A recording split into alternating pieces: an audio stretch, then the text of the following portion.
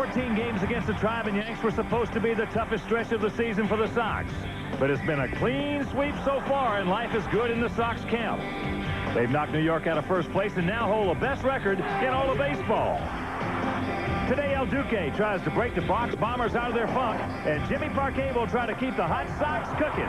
It's all next on WGN.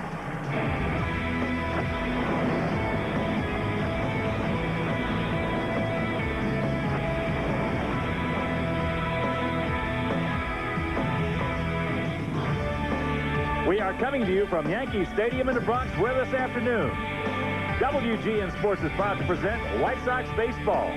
It's Carlos Lee. It's Max Ordonez. It's the Big Hurt Frank Thomas. And the Chicago White Sox as they are hosted by Derek Jeter, Bernie Williams, Tino Martinez, and Joe Torre's defending world champion, New York Yankees. Hi, everybody, and welcome to the Bronx. With Darren Jackson, I'm Ken Harrell. Since we get set to bring you the finale of this 4-game set and this 7-game road trip. As you know, the Sox swept the Indians at Jacobs Field. They have taken the first 3 here. So the Sox 6-0 on this trip.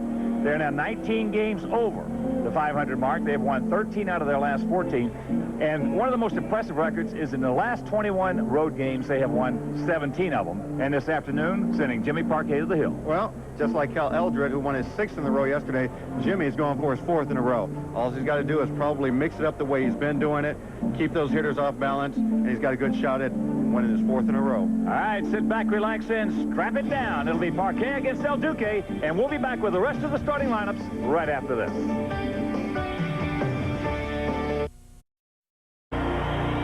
Finale of this 4-game set as Eddie Layton on our national anthem. And the Sox came in, got off to a good start, 12-3. They had some help from some errors from Chuck Knobloch. Knobloch yesterday picking up another error. So his 4th of the series as the Yankee fans trying to inspire the 31-year-old veteran second baseman.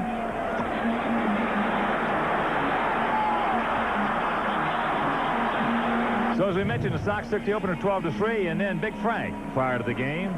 Just a few minutes ago, they did not take batting practice in Knobloch along with Chris Singleton and Ray Durham.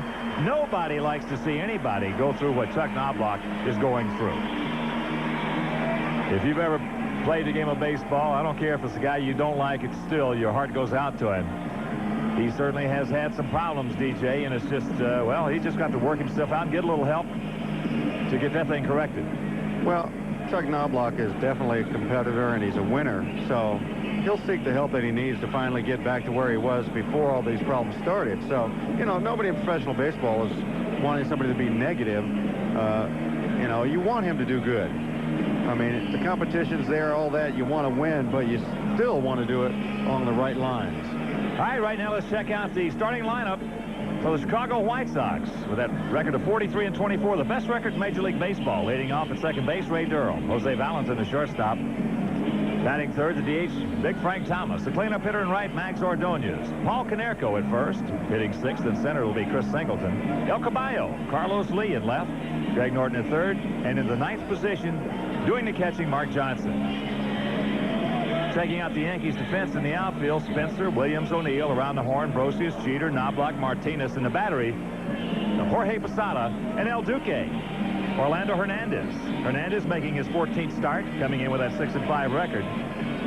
He has beaten Anaheim, Texas twice, Toronto, Atlanta, and Montreal. His 5 losses has come at the hands of the Blue Jays, Tampa Bay, the White Sox, Cleveland, and Boston. So the 30-year-old right-hander out of Villa Clara, Cuba, 0-1 this year against the Sox, 1-2 lifetime.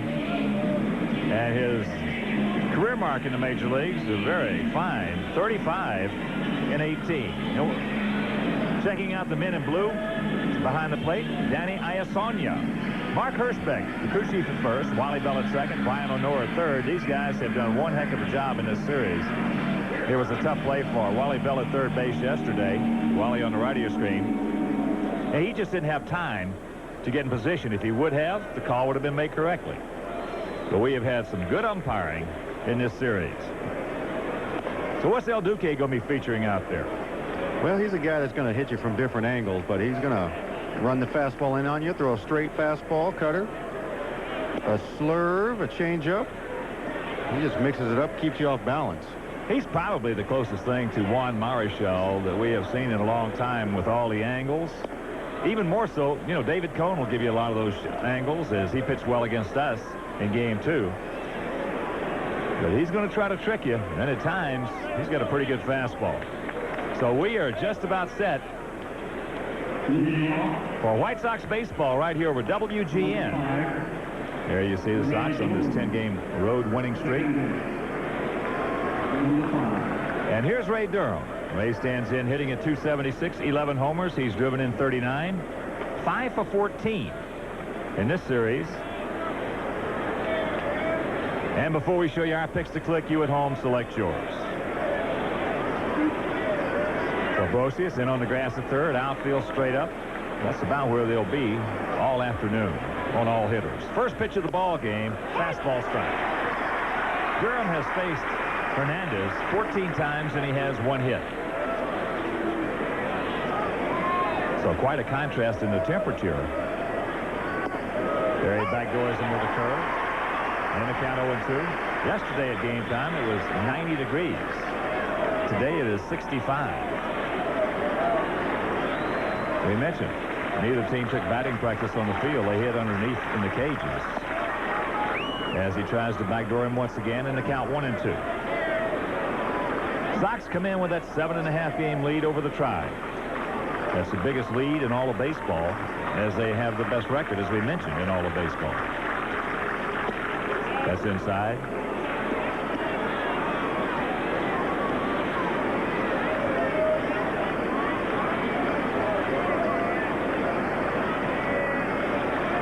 The Sox would have a 2-game lead over the Braves, who are the second best. There's an off-speed pitch. Martinez ranging wide to his right. Making a tough play for El Duque, but they get him. On a close one at first, 1 gone. Ray feeling that he might have got his hand in there under El Duque before he got his foot on the bag. It's a tough play, but good call by Mark Hirschbeck. Right on top of it. Well, you know, you just got to thirst for. What's the first thing that pops in your mind on that play right there with Tino Martinez going that far to his right? Is that you think you got yourself a knock? No, I'm talking about from their standpoint. I mean, well, at least the first thing hit me was he just didn't want Knobloch to have to throw. You're thinking too far out ahead for me. I mean, that popped in my head. Tino ranging, Knobloch standing right in front of the ball. That's going to be a tough play for Orlando Hernandez. Well, you know, Tino got to that ball easily. So, you know, you take what you can, but you're right. It probably has something to do with it also. But Hernandez getting over there and covering the bag like he's supposed to. Here's Jose Valentin. Jose at 254, 11 homers. Driven in 36, takes a curveball strike. Valentin, 4 for 8 in this series with a ribby. And lifetime against Hernandez is 0 for 4. 1-1 the count. Here at Yankee Stadium, 318 down the left field line, 399 in left center, 408 dead away center, 385 in right center, and 314 down the right field line. But there's a good fastball strike.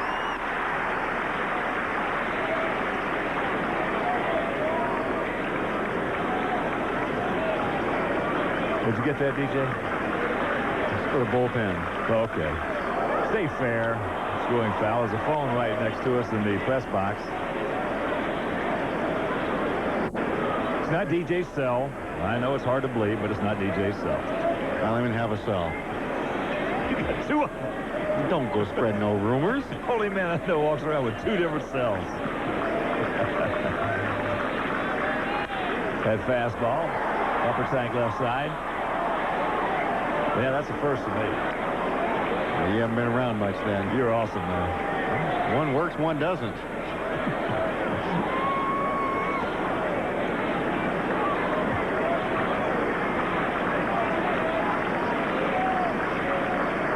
A long look in. Now, he will play mind games with you. As you see, it's got to be a breaking ball. Posada. No, it wasn't either. He wanted the fastball down. He got it up. Missed.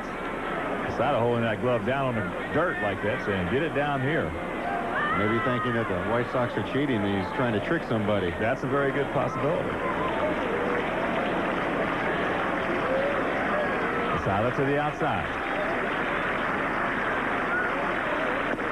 And that's just off the inside corner. Well, you can see right now, that's exactly what's going on. Posada is setting up on the outside and then moving back to the inside. The Yankees seem to think that the White Sox are cheating from somewhere and giving the signals or signs of the pitches and location. Good rip by Jose. Well, if you think it, then you got to try to do something to counteract it. And you see right now, that's their way of handling it. If somebody is signaling, set them up and they'll see real quickly how bad they swing. And that's ball 4. He misses down low. So a good at bat for Valentin as he works El Duque. Draws the walk, and right now let's check out our picks to click. Fillmore. Skip Ellison, our director, and the crew went with Maglio Ordonez. DJ's going with Greg Norton and Lexi, Nix, Christina Bina, and Elena. Stratford and I are going to go with Mark Johnson.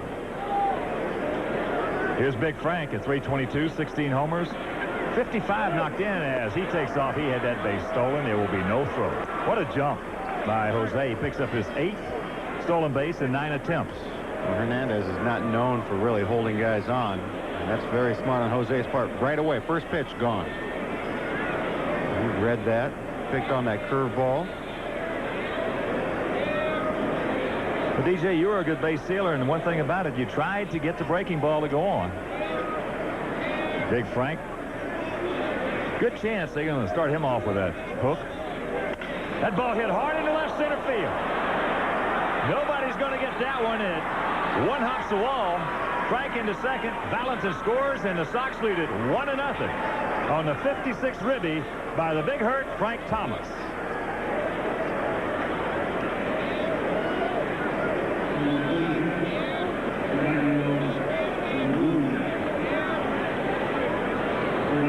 We're going to look right here and see. Frank gets that ball right on the inner part of the plate where he's looking for it. And he hits against that front leg and drives it. One hops that 399 out there.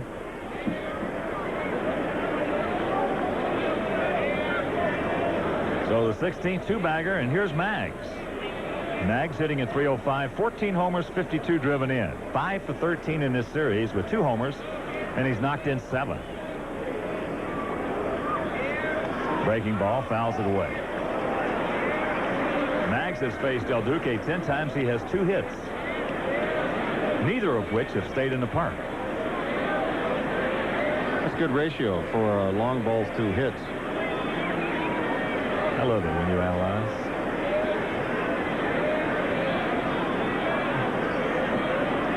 It is.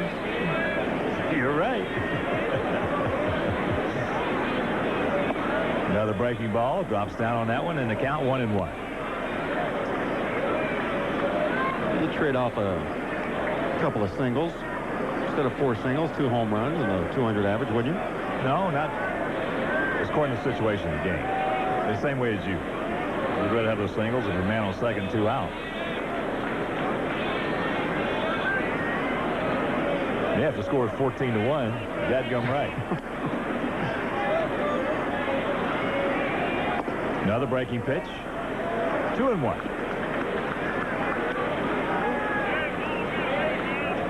1-0 Sox here in the top of the first if you're just tuning in. Finale of this 7-game road trip as the outstanding manager of the defending world champion Yankees, Joe Torre, looks on.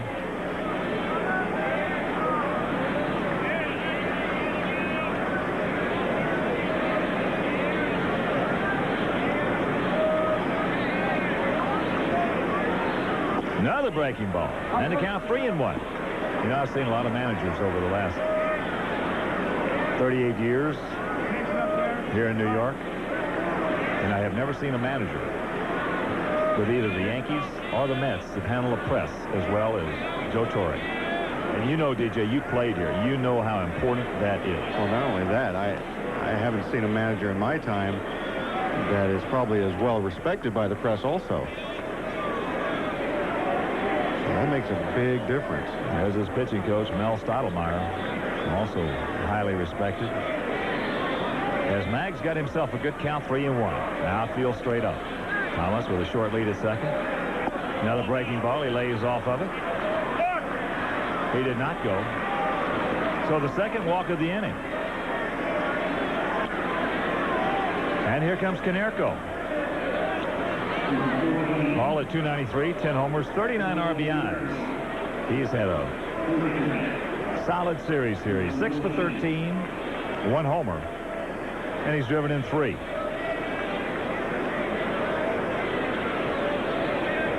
Be nice right here to get a little extra on the board. Sox have scored in the first inning 3 out of the 4 games in this series.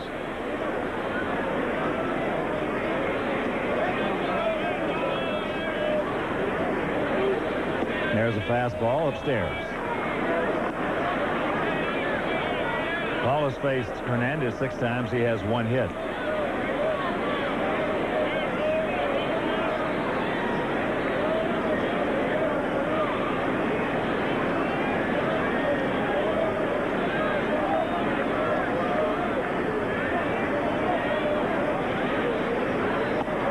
There's a strike.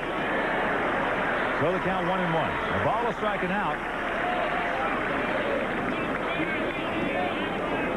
As you look at this 10-game road winning streak, Sox sitting at 323, averaging over 8 runs a game. 13 homers and 33 doubles.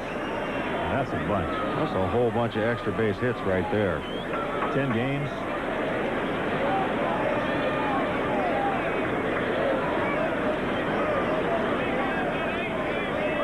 Breaking ball, that's hit into right center field. That's a base hit.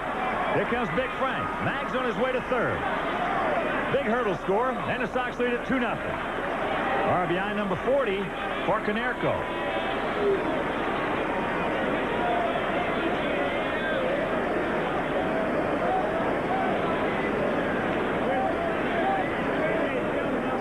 PK does help the White Sox cause and add to the board. Gonna get a little slider out. He doesn't try to do too much. A little chop swing down through this one. Short finish. That's some good woodwork right there. That is. He did a good job. A little out in front. A nice swing, even being out on that front foot. Kind of showed his hand strength on that swing.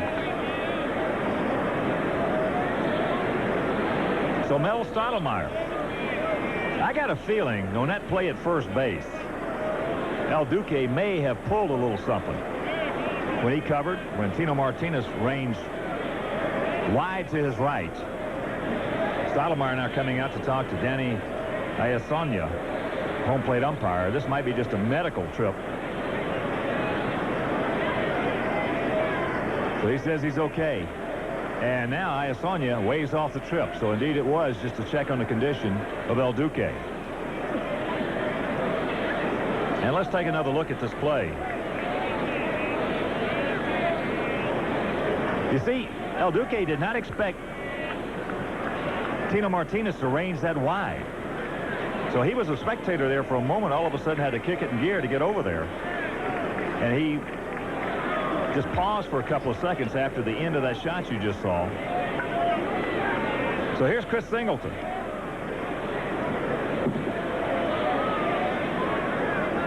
Konerko just a decent lead at first as there's a pitch just off the inside corner.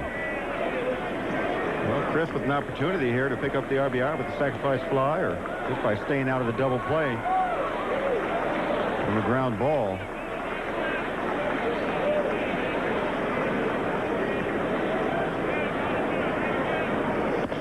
Now he's got himself a good count. Well, it seems to me that Hernandez is pitching totally different than he usually does against the White Sox. He's early trying to intimidate the hitters by pitching in hard. We haven't seen that yet. He's kind of all over the place.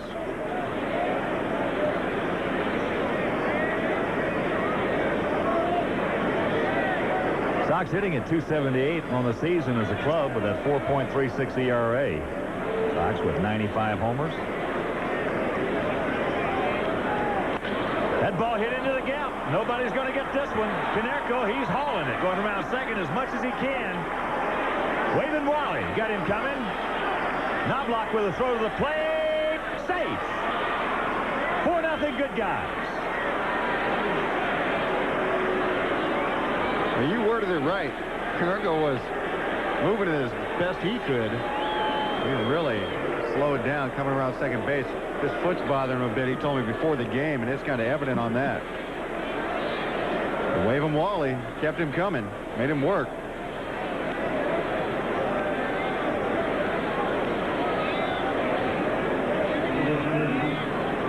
Chris ahead in the count, 2-0. He just turns and burns. Look at this finish right there, like almost he hurt himself. Put it in a nice spot in the gap. That's going to bring up Carlos Lee now. So here is El Caballo. Takes first pitch, fastball, strike. Singleton now 12 doubles, and he's knocked in 31.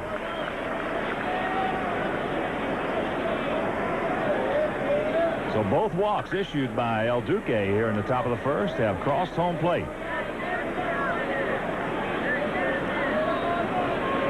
That's right back through the middle base hit. Here comes Singleton. He's going to score. And it's a 5-0 Sox lead. I love crooked numbers. You're getting plenty of them right now.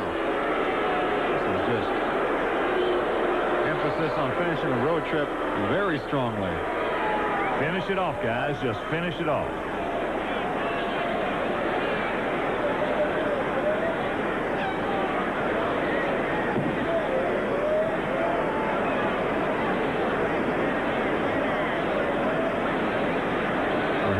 Really, to me, looks like a totally different pitcher than any other time I saw him face us. I don't know what it is, but something, you're right. Maybe he did do something. He's just trying to tough it out, and he's not saying anything, but he doesn't look very strong out there right now. Well, his stuff looks all right. It's just the fact, as you mentioned, you brought up the point, BJ, a second ago, is the fact that normally, by this time, this would be the 8th hitter coming up. Usually, in the first 5 or 6 hitters, one right-hander is going to be backing out of there as he's going to be busting them inside. He looks like he's intimidated rather than be the intimidator. I mean, I don't know, maybe this White Sox team all of a sudden is making people think a bit out there on that mound, and they're making more mistakes because of it. So here's Norton. Greg at 287, 5 homers. 21 driven in, 2 for 6 in the series, and 2 for 7 lifetime against El Duque.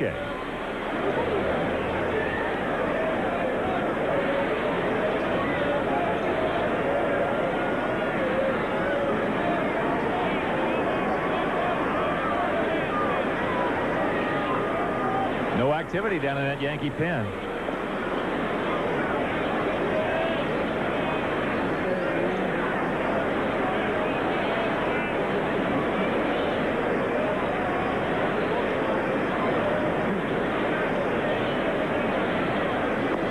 Drops that hook on the outside corner. Nice pitch by Hernandez.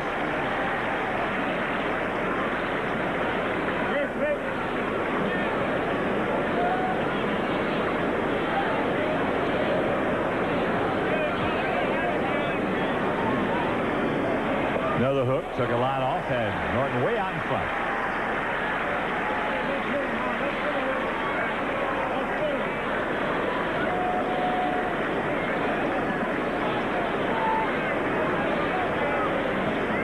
Johnson on deck. 5-4-0 for the Sox here in the top of the first.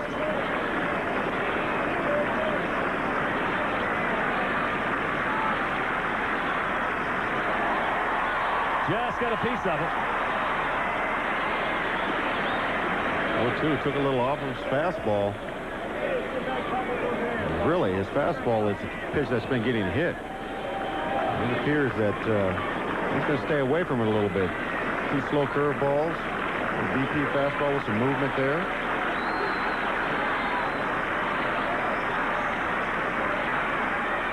That's off the corner.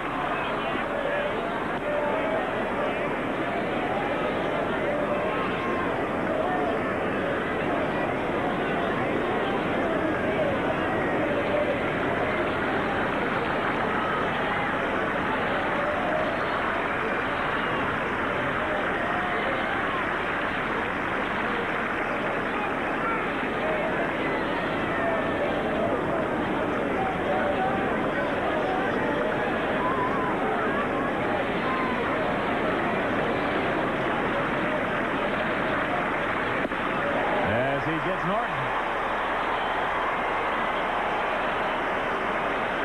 So that's out number 2, and that'll bring up Mark Johnson.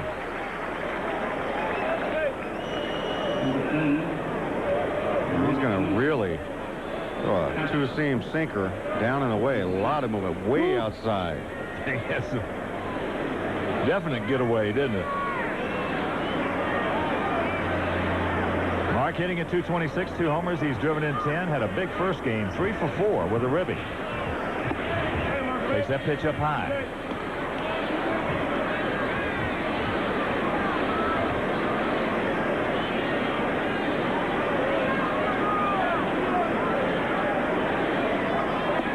Curveball, yes. Home plate umpire Danny Iasonia staying right with that pitch.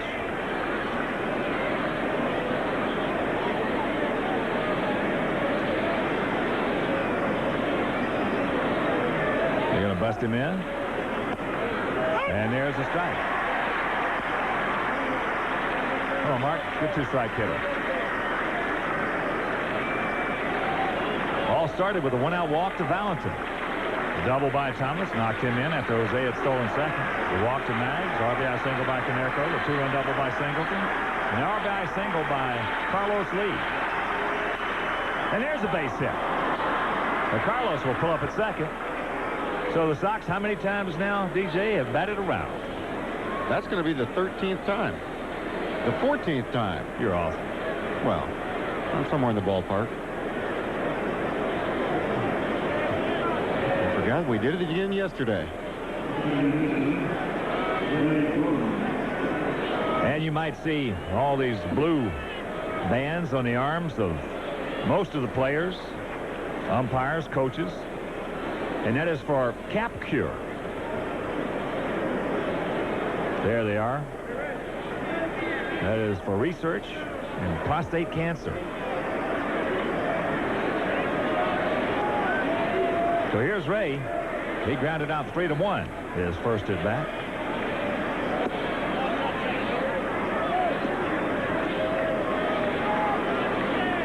Outfield straight up. Come on, Ray. Get yourself a knock. Keep it going.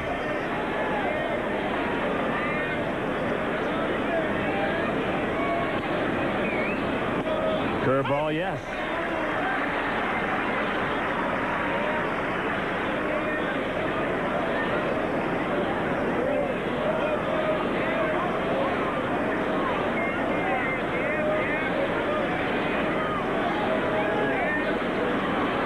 Del Duque with that long look as Posada had to go through 3 different sequences.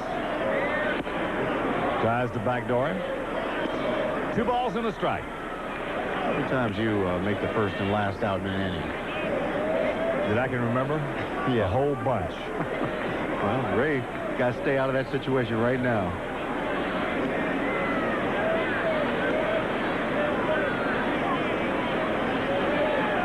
Pass off the corner. My memory serves me correct. I think I did it twice in 2 days. It was either twice in 2 days or twice in 3 days. Well, on this team, you get plenty of opportunities as many times as they've batted around. Isn't that amazing? 14 times.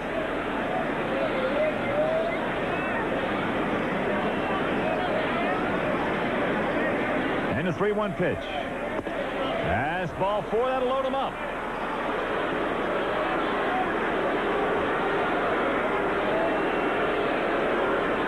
Third walk of the inning.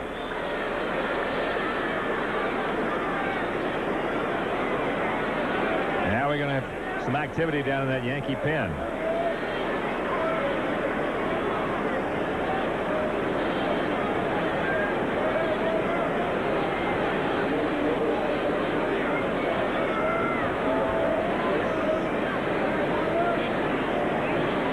"41 pitches" as you look at the southpaw, Alan Watson.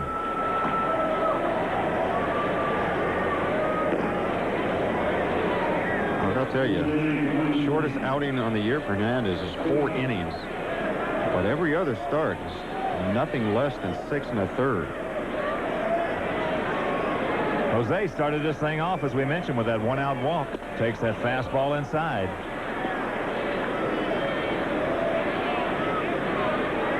Hernandez normally going very deep into a ball game. Anytime he's fallen behind and made a mistake with a fastball at all. That's 2-0. Sox have just jumped all over him. And that's what it's about. You don't hit good pitchers pitches hard. You hit mistakes hard. And usually those come when you're 2-0-3-1. The 2 outs that he's gotten, he made some good pitches. Other than that, everything's been right there. Pull the string on him right there. Nice pitch on the 2-0 count. Had him out in front. Yeah, that's good thinking right there. Jose definitely feeling he's got to lay one in there to him. And he's going to be way out in front sitting on that fastball.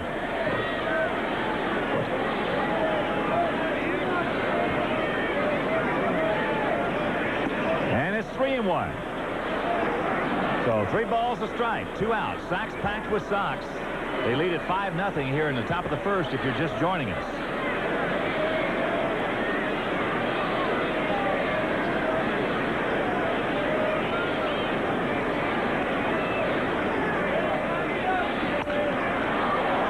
That's flared. Upper tank, Souvenir left side. Really good pitch right there. Good movement on right on the outside corner. They're trying to get big on him and hook it. Tough pitch to do it with. So a huge crowd on hand. They had 54,053 yesterday. Sox like big crowd. That ball hit deep into right center field. Way back. They look up. You can put it on the board. Yes! A grand slam by Jose Valentin. And it's a 9-0 Sox lead here in the top of the first.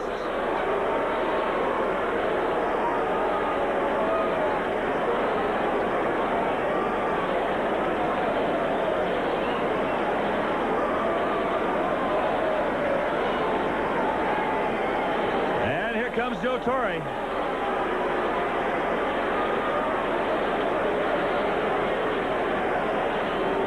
You got a fastball. He did hook this one. It was a tough pitch also.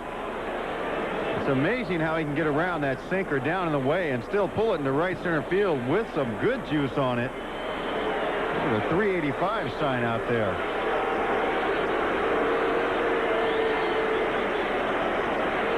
So El Duque, Orlando Hernandez will depart, and we'll be back.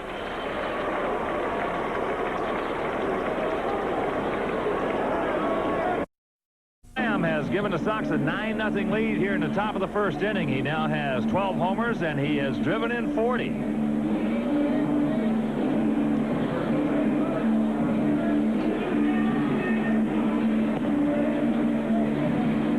So his 5th Grand Slam homer. He went out and around and was not messing around with it. See Alan Watson. 9 2/3, 10 hits. Does have 9 strikeouts with that.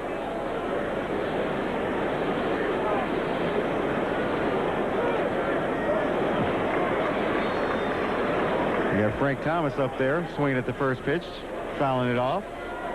To Jim Parquet right now.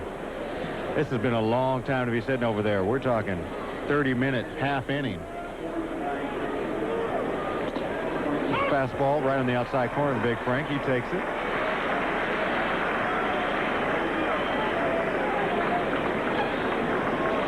Yeah, a lot of times on the road, you know, it's a lot better to have your pitcher stay down in that bullpen just in situations such as this. Well, I like to say it all the time to you, Huck. You missed the first inning, a lot of times you're missing most of the runs scored. Wait a minute. I'm going to write that down. You're right. I'll tell you what, it's amazing, especially against good pitchers, DJ. You know, a lot of times you don't get those good ones early. You have trouble getting them at all. 3 out of 4 of these games scored in the first inning. So he gets Frank on the outside corner, and that'll retire the side, but not before some damage is done. They sent 12 men to the plate, 9 runs on 6 hits, and after a half inning of play, it's the good guys 9 and the Yankees coming to bat. Sox here in the bottom of the first, and let's check out the starting lineup handed in by the skipper, Joe Torre. Leading off, Chuck Knobloch. Derek Jeter, that's short. Hitting third in right field, Paul O'Neill. The cleanup hitter in center, Bernie Williams. Tino Martinez at first. Batting sixth, the catcher, Jorge Posada. In left field, Shane Spencer. The DH, Jim Leyritz. And in the ninth position, the third baseman, Scott Brosius. Sox defensively have Lee, Singleton, Ordonez in the outfield, Norton, Valentin, Durham, Canerco around the horn, and the battery of Mark Johnson and a 24-year-old southpaw Jim Parquet. Jimmy coming in with a record of 6-2, 4.04 ERA, making his 14th start. His 6 victories have come over Tampa Bay, Detroit, Baltimore, Cleveland, Houston, and Cincinnati, and he has lost to Anaheim and the Yankees.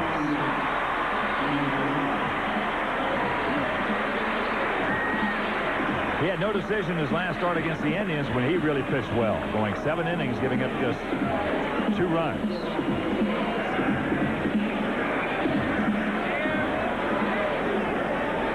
So here's Knobloch hitting at 286, 3 homers. He's driven in 10. First pitch, fastball, strike. Chuck 3 for 10 in the series. And lifetime against Parquet, he's 2 for 8. Yankees coming in with that 34-28 mark, a half game back of the Red Sox. New York at home, 17-15. Boy, this is a scary offense that the White Sox are throwing at some people right now. That's into right field. Maggs coming on. He's there. Lead man gone. Well, DJ, the thing about it is if you look at the chronology of this season for the Sox, coming out of spring training where they just finished up red hot. Started off the season red hot.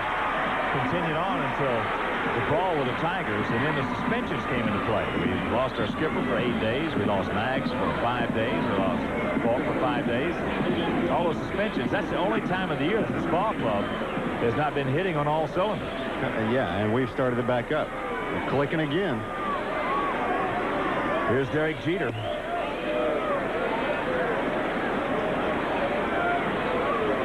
Takes that fastball off the plate. One of those 9 runs given up by the Yankees in the top half of this inning, the most since June 8th of last year. That was in the 7th inning against the Phillies, and the Yankees lost that game 11-5. So the brilliant young shortstop is 25 years old. Gets himself a base hit.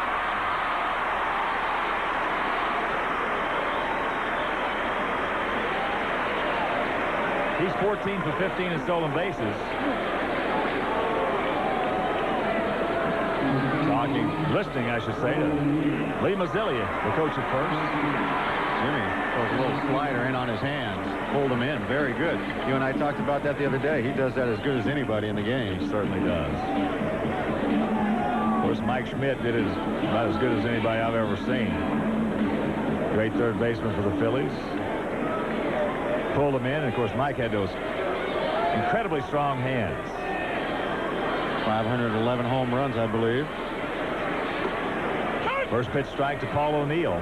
Paul at 296, 7 homers. He's driven in 38. Right now, the Yankees only being the bottom of the first inning. They're probably going to still think about being aggressive.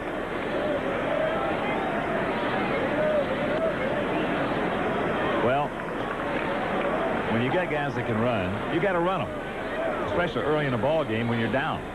Well, right now, Paul Canerco's playing behind Derek Jeter. Jeter not offering in any way yet. I mentioned Jeter 14 for 15 in stolen bases. Yankees have 53. Sox have 37. But the Yankees have turned 48 double plays. The Sox have turned 77. That is good enough for 4th best in the league. Well, everybody's talking about the Sox defense. Okay, that's the one thing that everybody asks you about. You know, when we first got here the first day, some of the writers asking us about the Sox defense. Well, this point last year, the Sox had 57 double plays. So we have 20 more. than we had at this juncture in '99. When you're on natural turf like we are and you're 4th best in the league, that's pretty good. But again, it goes back to that old saying, don't tell me how many you got, tell me when you got them. And the Sox got a couple of them.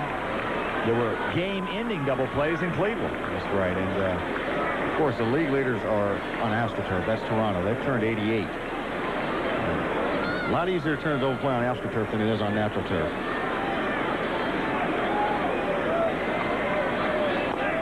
Foul down at the plate, off the foot of O'Neill. And a reminder, Picnic in the Park is Sunday, June 25th, following the White Sox-Yankees game. Fans will get to enjoy a picnic in the outfield grass for their favorite players and coaches and a private fireworks show to follow. Picnic in the Park benefits Chicago White Sox charities. For reservations and details, call 312-674-1000. One out in the payoff pitch.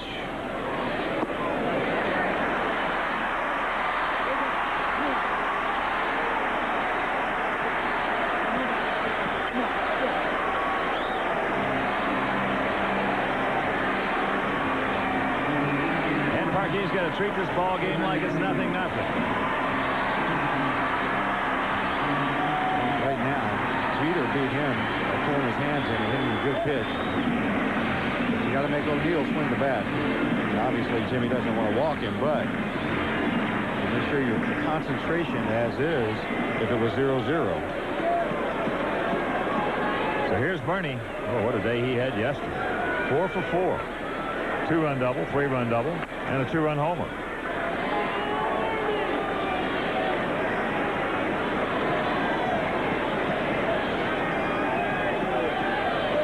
Curveball, no.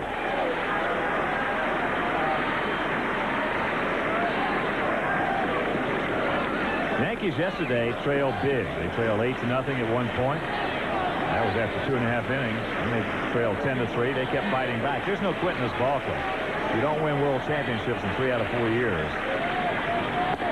As the count moves to 2-0. Now Mark Johnson. But going back to that thing, that was over a 30-minute top half of the first. As I said, I really like to see guys on the road. Just in case of those long first innings. Yeah, where they can still keep loose. Well, maybe we can implement what the pitchers did in Japan. Step right out in front of the dugout and start playing catch while the game's going on. Yeah? Oh, yeah. That's how they get loose before they go out to their mound.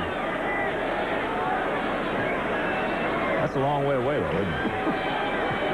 Yeah, it's not implemented over here yet. 3-0.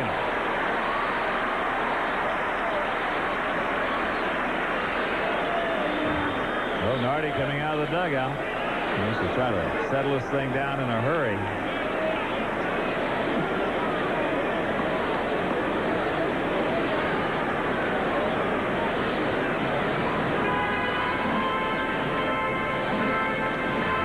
Season Parquet has been really aggressive out on that mound, both in mound presence and execution. Well, you and I both know you get a 9-run lead, long inning that it took. The biggest thing to do is go out there and show them that you're still in the ballgame, the opposing team, and not even let them think they can inch their way back into it. Yesterday, they battled back from a 8-0 deficit. And a 3-0 pitch. There's a strike.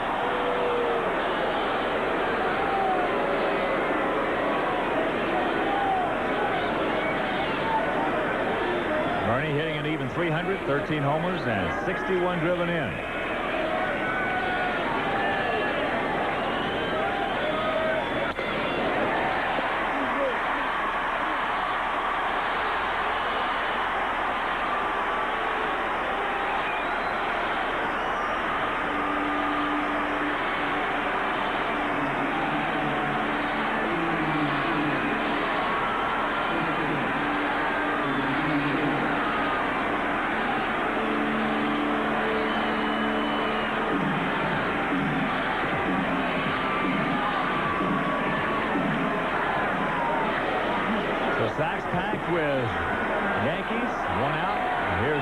Martinez. Tino with 275, 7 homers. He's driven in 35. 2 for 9 lifetime against Parquet with a homer.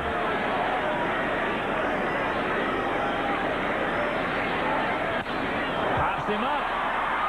Valentin going back. Jose is there, makes the catch. 2 down.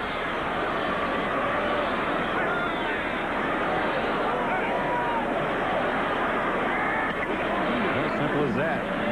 Tino swing the bat. Get those 3 passes out. What's going to happen? He had no very good fastball. Jammed him with it. Now he's sitting here with 2 outs. He's got another tough batter to the face, and Jorge Posada. He's hitting much better from the right-hand side. 381 with 3 home runs and 13 RBIs.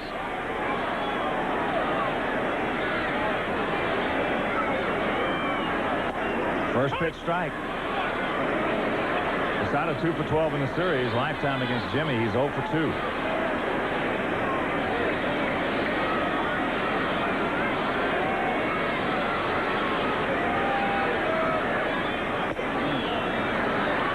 Up high, 1-1.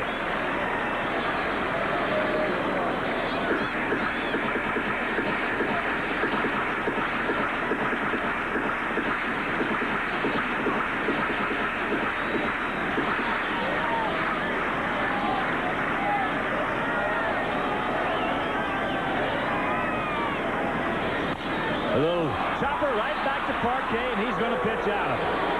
So the Yankees threaten here in the bottom of the first. Can't get home plate. And after 1, it is 9-0 Sox.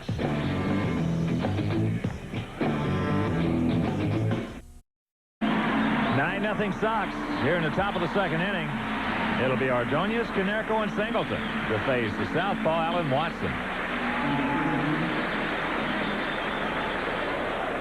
Maggs walked and scored last inning. Fouls that pitch back. Maggs yesterday, a sacrifice fly in the first, a 3-run homer in the second. He just killed one off Jake Westbrook of Athens, Georgia, making his major league debut. Got a hanger. He didn't miss it, did he? You better believe it. Maglio knew it the minute he got it. Get that little toss down to the bat.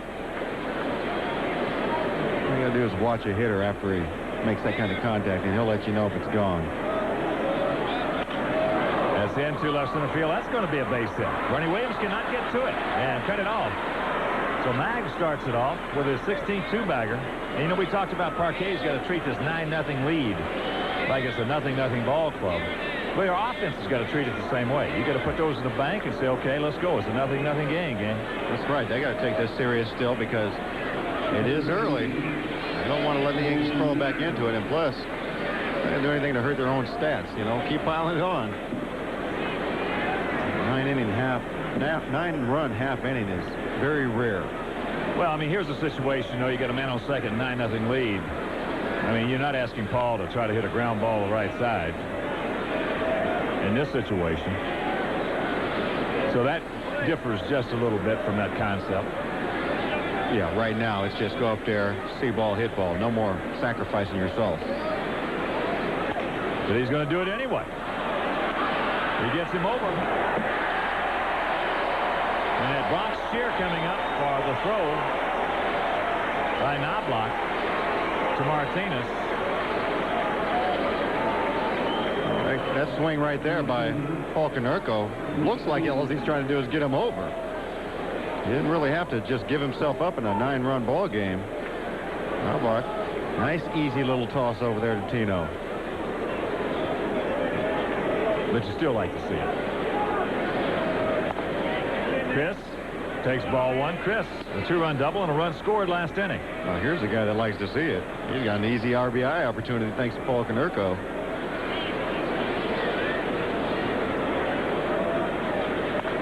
That's a foul back. Well, I don't think, and you think back too, DJ, and all the clubs that you and I both have played on, I don't know if I've ever seen a club that's as unselfish as this one right here. No, I don't see it from the whole lineup like this. No, usually there's somebody that might stick out a little bit and be a little selfish, and you don't see it around this lineup. Watch out. You know, even Big Frank this year has, every time he's had that man at second base, he has tried to get him over.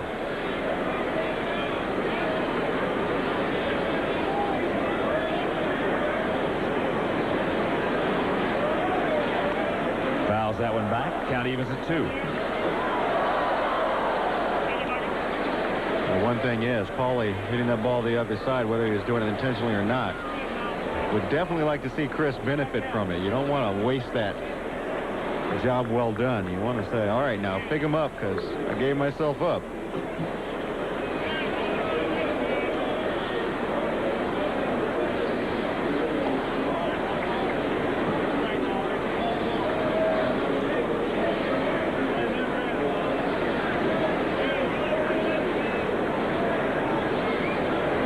That's the first time that the White Sox have scored 9 runs in the first inning since 1962.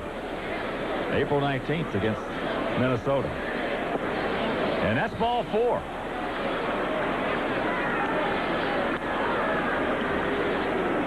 So with runners at the corners, 1 out, Carlos Lee, the hitter. Let's pause for station identification. This is WGN, entertaining America.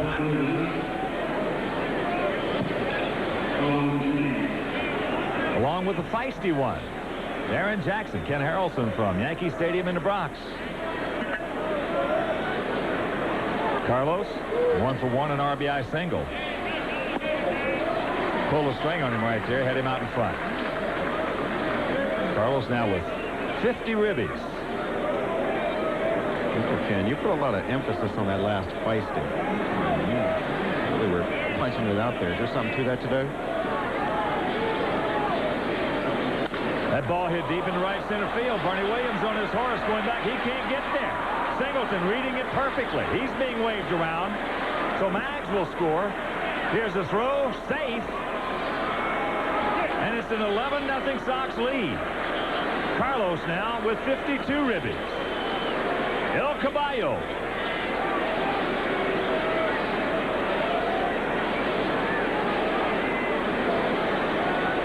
Well, they're definitely not treating this ball game as if it's a blowout.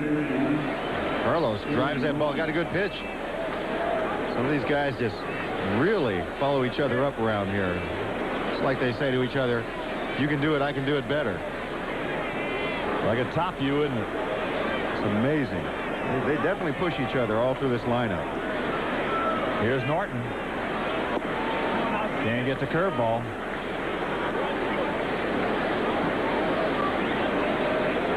(11-8-0). Yankees have issued 4 walks.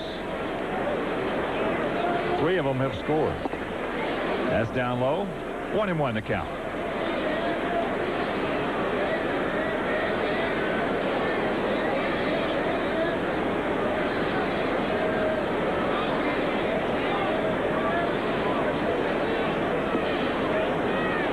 Two balls and a strike.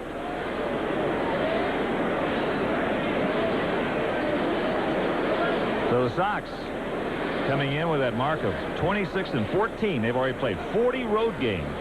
Feisty? 5 more than anybody else in the league. Ooh, that's a lot. And they had the best record in all of baseball on the road. And the best composite record of all of baseball. Well, they've been tested, and they've been tested on the road, and obviously it hasn't bothered them at all. The thing I like best about the testing part is they have been tested in 1-run and close ball games.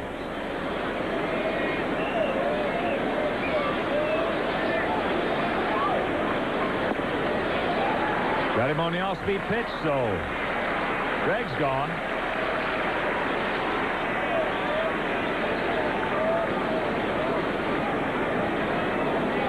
And here's Mark Johnson. Mark had a base hit last inning. Got his average up to 233.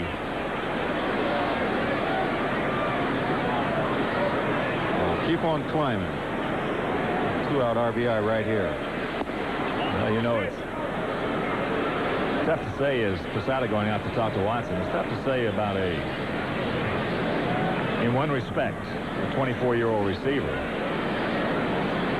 But the way he has been handling pitchers, really, it doesn't make any difference what he hits. That's exactly right. And I remember there's a time where what catchers hit didn't matter. It's how well they received and how good they called the game. And Mark Johnson behind the plate's been unbelievable. Yeah, he has. But he's going to hit as well. I still am a firm believer that Mark Johnson, before he is finished, will be a 265, 275 hitter, 10 to 15 home runs, and he's already proven he's not afraid to knock in a big run. Well, he hit in the minor leagues. I mean, doesn't mean he's going to hit at this level, but I do believe he will too, because he really does have a good eye. It's one thing that got him in a little trouble last year. He was seeing a lot of pitches and taking them. Too selective. There's the strike, so the count 2-1. Yeah, he was so selective last year. Every time he went up there, he was 0-1. I think the previous year in the minor leagues, he walked 100 times. 105, I believe. That's up high. 3 balls and a strike. So anybody that can walk 105 times in the minor leagues definitely has a good eye. And it's going to come around and pay off for him here in the long run. He just got to get his mindset right in that batter's box and be aggressive in the right counts and the right situations, and he'll be raking. That ball hit hard, fair. Attaboy, Mark. Here comes Carlos. He's going to score on the single by Johnson, and it's 12-0 Sox.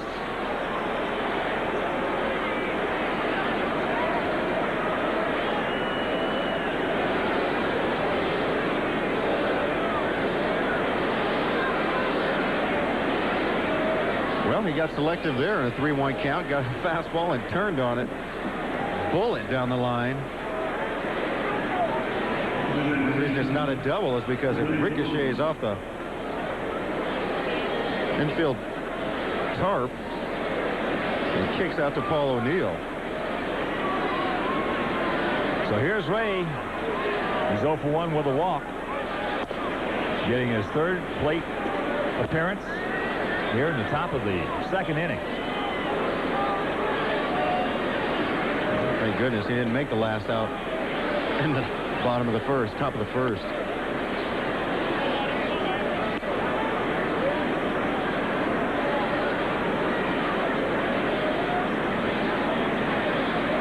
Twelve 9-0 for the Sox, 0-1-0 for the Yankees. Off the end of the bat, Jeter going to take it himself. And it'll retire the side for the Sox. Score 9 in the 1st, come right back to 3 in the 2nd. After an inning and a half, they lead it by a dozen.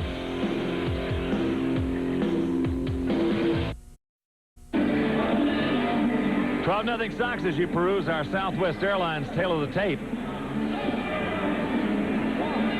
While the Yankees, it'll be the lower third of their order. Spencer, Leyritz, and Scott Brosius.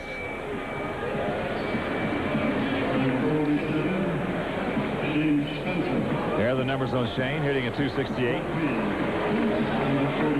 4 for 9 in this series. And lifetime, 3 for 10 against Parquet. That's by Durham, so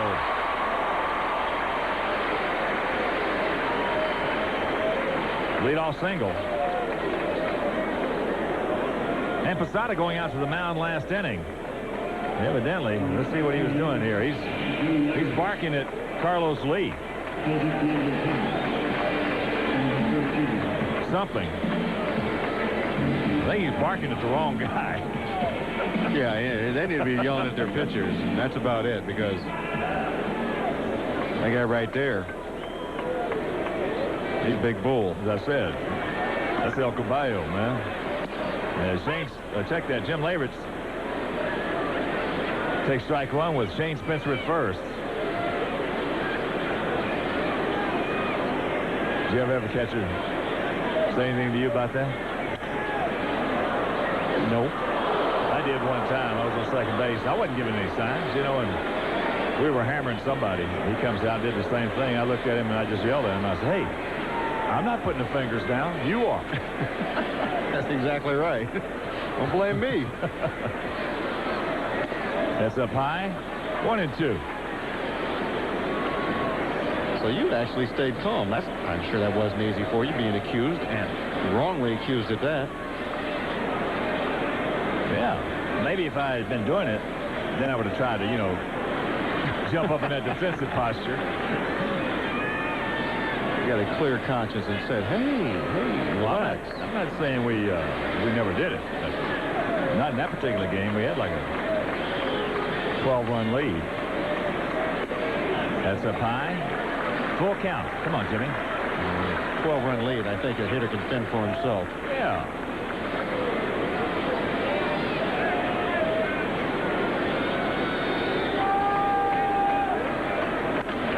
Out of play right side. As we discussed, in big leads like this early in a ball game, or even late in the ball game with base, it's even better late in the ball game. This is a great time for the opposition, the guys who are in the short end of that big lead, to hit. You know they're going to get a lot of fastballs. Got him on the outside corner. He'll grab some bench for out number 1. Beautiful pitch by Parquet.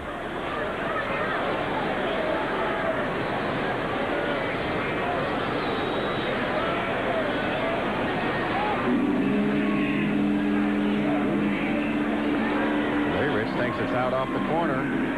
No, it's right there.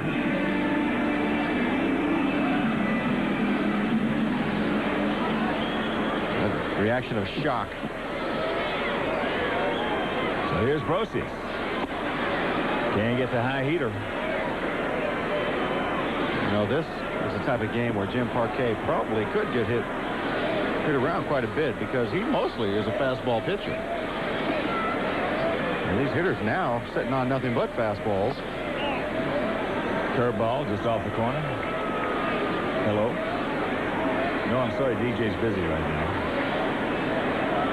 You call this busy?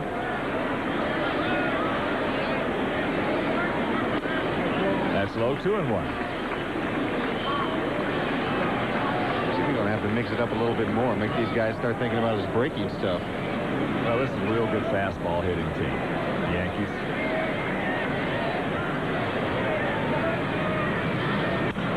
Jammed him, popped him up. Ray is there.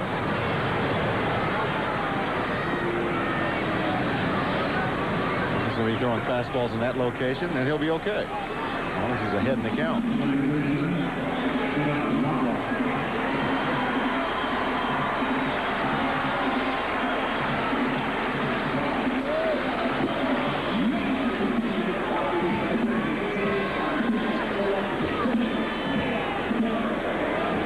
Here's Knobloch.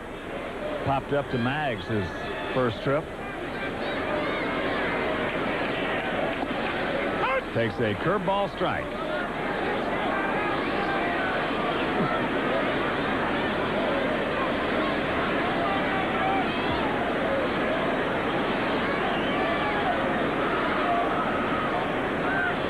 Oh, good pitching on the fist. Just ate him up. 0-2.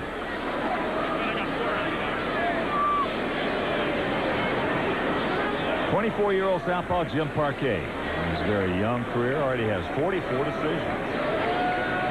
And he split them. Going for his 4th in a row today.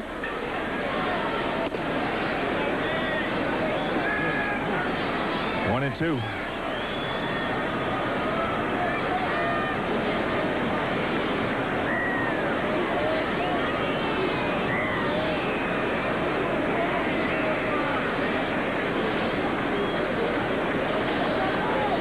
Yes, he did. Yes, he did. He's gone. He'll grab some bench, and that'll retire the side. We'll go to the 3rd, leading by 12.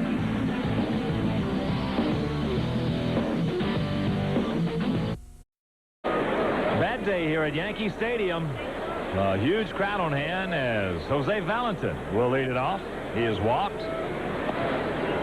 and he has a grand slam homer coming in the first inning. They drove in 4 and scored 2 in the first. Off the end of the bat, Brosius with a nice pitch. Tino Martinez. And a reminder, the first 15,000 fans at Comiskey Park Saturday, June 24th, when the White Sox take on the Yankees, will receive a Sox mouse pad courtesy of ComEd. For tickets, call 312-831-1-SOX. Here's Big Frank. Frank doubled in a run in the first, and he scored. Takes that fastball off the plate. Checking some other scores for you. After 3 at Comerica Park, Tigers leading Cleveland 3-0. Jamie Navarro started for the Tribe against Willie Blair. Cleveland on a 6-game losing streak. Sox went in there and finished it off against the Tribe Monday, Tuesday, and Wednesday, and took a lot of wind out of those sails. On the corner, 1-2. Well, they sent them reeling. There's no doubt. They haven't bounced back from it. Detroit coming in there and beating up on them right behind us. Or in Comerica Park. They haven't been able to get it back together.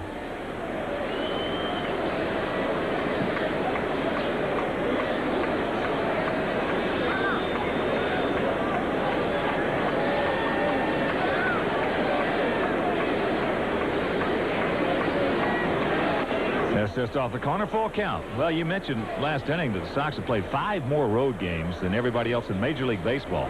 I don't know if I've ever remembered something like that. That's really a lot more than anybody else in the big leagues. As that's ball 4.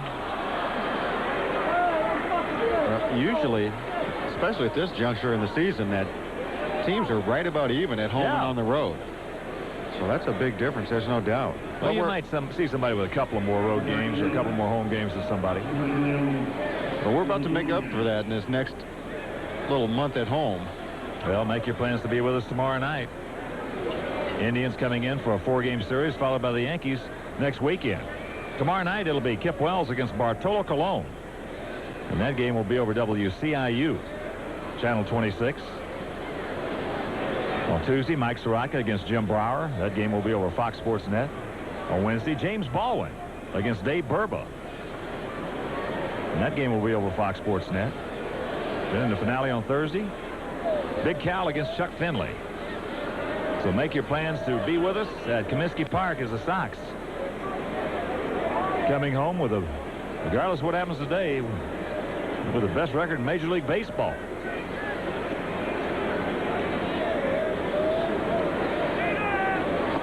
Maglio takes downstairs, and the count 3-0.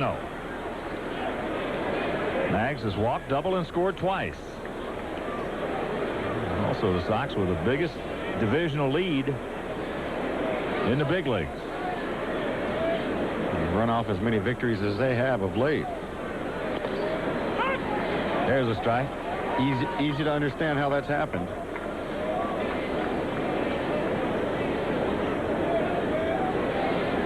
Well, for victory today, 20 games over. Whew. That's outside, and that's ball 4. So 1 out, back-to-back walks to Thomas and Mags, and that'll bring up Paul Konerko.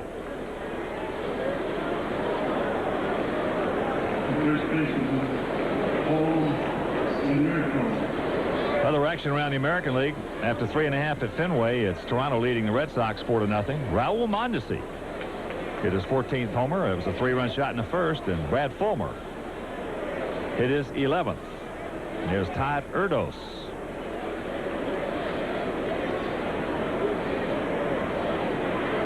That's inside. Paulie, a first-inning RBI single and a run scored. After 4.5 at Tropicana Field, Texas leading Tampa Bay 1-0.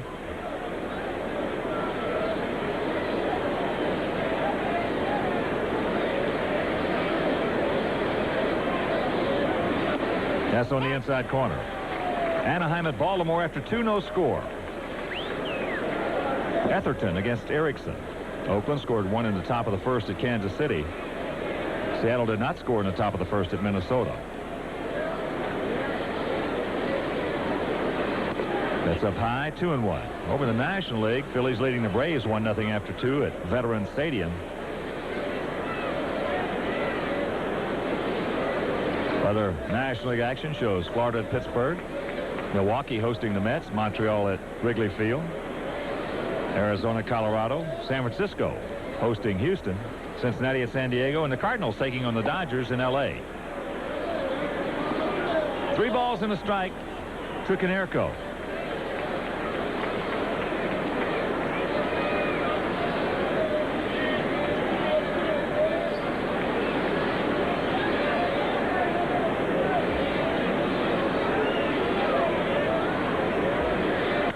The ball hit hard into left field. Spencer goes back. He's there, makes the catch. Well, that's a hang whoop'em for Konerko. He scalded it. Looked like when he first hit it, that was going to get over his head, but the topspin on it came down to Spencer. Frank out there messing around, thinking it was over his head easily. Had to tiptoe back into second base on Spencer's throw. He's got a strong arm out there in left field. All these Yankee outfielders can throw. Spencer, Bernie Williams, Paul O'Neill, as here's Chris Singleton. First pitch strike. Chris had a 2-run double in the first, and he walked and scored last inning.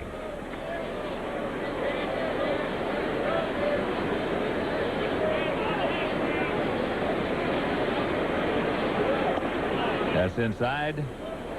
1-1 to count.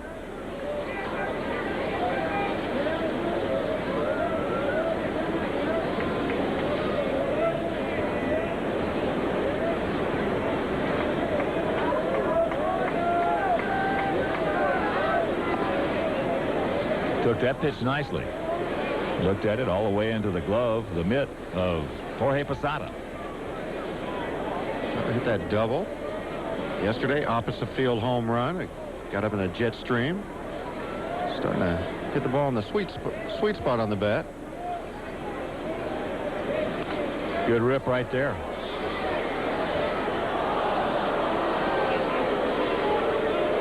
Two and two the count, with 2 down here in the top of the third.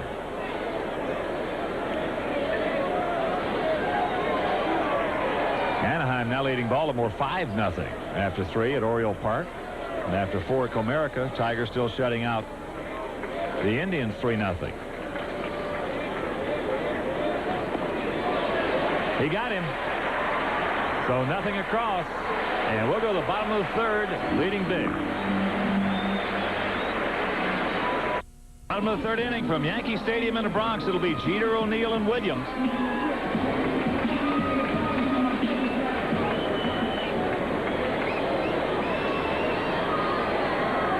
Jeter singles his first trip, and right to Valentin. 1 pitch, 1 out. And here's a reminder about Bat Day. All children at Comiskey Park on Sunday, June 25th, when the White Sox take on the Yankees, will receive a bat courtesy of Coca-Cola. The tickets call 312-831-1-SOX. See Jose saying right there, that ball really sunk on him. That's a hang whoop'em for Jeter. And here's Paul O'Neill. He walked in the first inning. And we got some email, DJ. Give it to me. I love email. You're very good at reading it.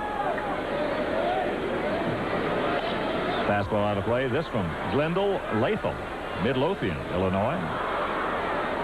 Talking DJ, I've been a Sox fan for nearly 40 years. And this White Sox team is the most exciting.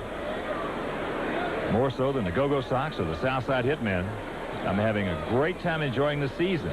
There's a new sheriff in town, baby. Go Sox. That's inside.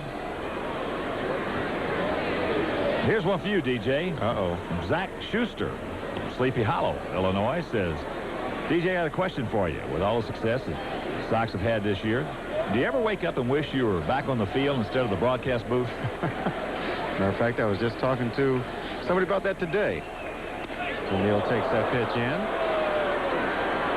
No, I haven't at one time this year actually said to myself, I wish I had a bat down there right now. But I'll tell you this. It gets close to playoff time. These guys are getting ready to go in it. I'll be sitting there going, you know, That could have been in my first postseason. So that'll be the only time maybe I'll think about it.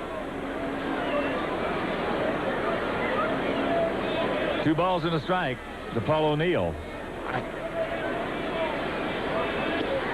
Checks it up. Here's another one from Ted in Indiana. He said, I used to live in San Diego, and I was wondering if I remembered correctly that DJ led the National League in homers per at-bat one year in the early 90s. Well, no, I didn't actually lead the major leagues. I think that year I was like 5th in the league. Fouls that fastball back, full count. As Fred McGriff used to constantly come up to me and go, hey, Mr. Ratio. K-Solo? Yeah, K-Solo. He was just mad because it's the only thing I was able to top him out on that year. And I let him know about it. Here's the payoff. Ground ball hit hard, base hit.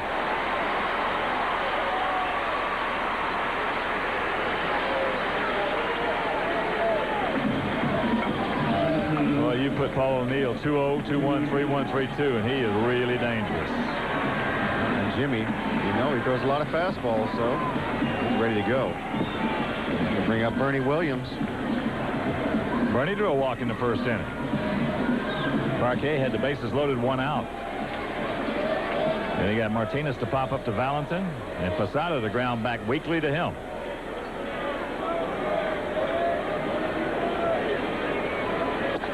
Strike on the outside corner. Here's one for me. It says, this from Don Jeffers. Evanston said, I recently read that Sparky Lyle once sat with his rear end, his bare rear end, on your birthday cake. Is that true? Well, Don Jeffers from Evanston, Illinois. It is definitely true. Had a big birthday cake, real big. We were just getting ready to cut it up after a ball game that we won. Sparky's buck naked. Here he comes running and just jumps fanny first right into the middle of it. Well, did you let the person out of the cake before that happened? No, it wasn't that big. It was when Sparky got finished with it. Okay. Obviously, there were only a couple of guys that had a piece of it. I wasn't one of them. Breaking ball. So Bernie Williams is gone. He'll grab some bench for out number 2. Jim Parquet decided to get to that big breaking ball of his. Good choice. Bernie out in front and over the top 2 times. Here's Tino. As we mentioned, he popped to Valentin his first trip.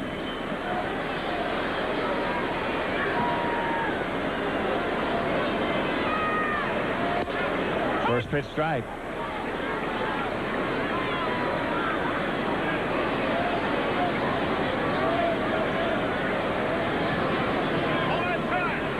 Now time is called.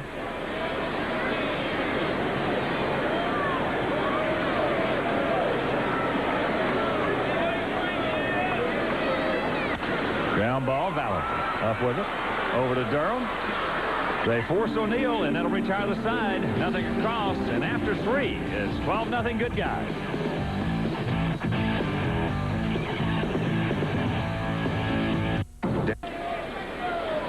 Leading it off. First pitch, strike on the outside corner. Carlos has knocked in a run with a single in the first, doubled in 2 in the second. Out in front, and he chops it foul. So no balls, 2 strikes to El Caballo. Here's another email from Steve Pokin from Palatine. Says, the first time I saw Kelly Wunsch do his left-handed sidearm delivery, I called him the Funky Wunsch. Now, I've been calling him that for about a month now, and tonight my 9-year-old son Luke remarked how Hawk always comes up with some names, including the Funky Wunsch. Says, I told him the Funky Wunsch was my own creation, but he refuses to believe me, so I'm sending you this email to try to set him straight. There's another foul ball, so Steve Pokin, you are correct. Actually, we don't call Wunsch Funky Wunsch. We say his motion is funky. So, for your son, Luke, your dad's right.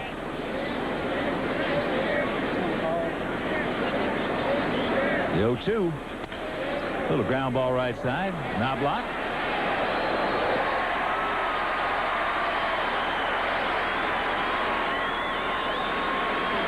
And if you want to email us, here it is, chicagosports.com. Email Hawk and DJ, Sox TV at chicagosports.com. Sox TV at chicagosports.com.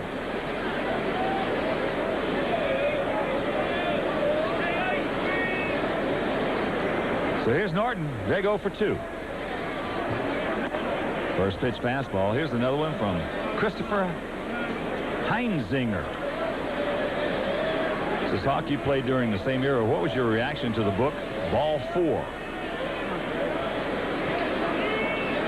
That's out of play right side. Well, Christopher Heinzinger, I never read the book. I just read some excerpts and magazines from it. Of course, I obviously knew what was in it because of all the TV at that time media coverage that was written by Jim Bouton. And I thought it was terrible. I thought it was a betrayal of confidences by Jim Bouton. As a matter of fact, I don't know one player that liked it at all. 2-1 to count.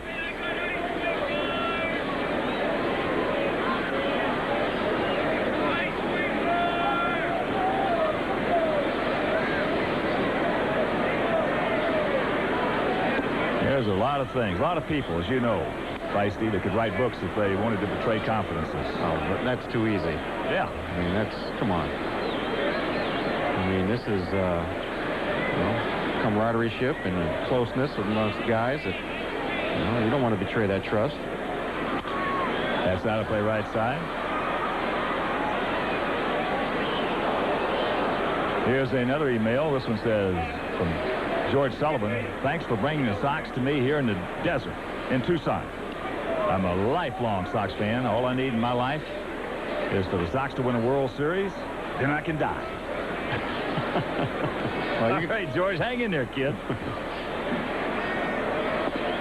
Just off the corner, and that's ball 4. Well, all right, Greg Norton on the board in the red. Red ink in the book now. He's done something. Reached base. Here's Mark Johnson. He's 2 for 2 with an RBI.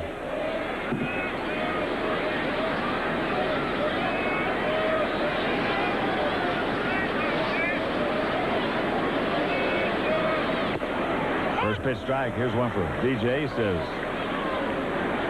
DJ, would you please, you've used the expression gator arm several times. Please explain this to us. Greg Pulowski from Plainfield, Illinois. There's a strike and a count of 1-2. Well, that's just like when Hawk has to reach into his deep pockets with those short arms. They just don't seem to reach out far enough. Oh, I'm sorry, Hawk. You said that to me one time. You guess, Mark. I love you, man. No, Hawk is always picking me up. Truth is when you just don't reach out, fully extended out. It's called gator arming it. These little short arms, like you look at an alligator, little short, squatty arms. You see a lot of players not get fully extended. Here's Ray. Ray 0 for 2 with a walk.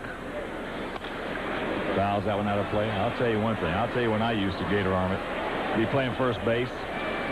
When Mickey Mantle will be coming down that line, and somebody would throw it into the runner. You talking about some short arming and gator arms? Good reason. You're talking about having a dislocated shoulder there. He ran into you. Tear it off. High off the plate. Mickey Mantle still, for all the players I've ever seen, the fastest man I have ever seen down the line. It's a rumor I heard. They got him several times at 3 flat from the left side. That is moving. Well, that's beyond fast. Bo Jackson's the fastest right-handed hitter I've ever seen down the line. Mickey Mantle was the fastest left-handed. Of course, Mickey was a switch hitter. The fastest I've ever seen run down the line was Stanley Floyd, world-class sprinter. Tried out for baseball once. That's back through the middle. Get through. It will. Base hit, so Ray's on the board with his first knock.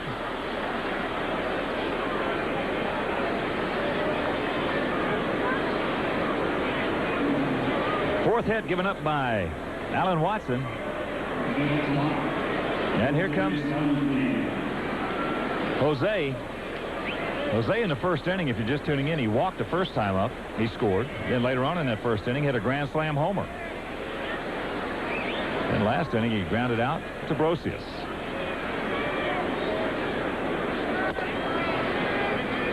Yeah, Bo was unbelievably fast down the line. And I'm talking about with a big swing, too. Well, you're talking about a world-class sprinter. There's no question about it. He's the best athlete I've ever seen. You can talk to all these best 100 athletes that they had last year, all those polls going on. And Michael Jordan's the best performer I ever saw in any sport. And you talking about all around? Bo Jackson, for my money. You're only saying that because you know Bo's out there listening to you. Oh, Bo's on the golf course. That ball hit deep. Right size. Wrong shape. Jose stood there as soon as it was hit. Let us know that was going to hook a little bit. Let's see. He's going to get all of it. Just a little quick. He knew it.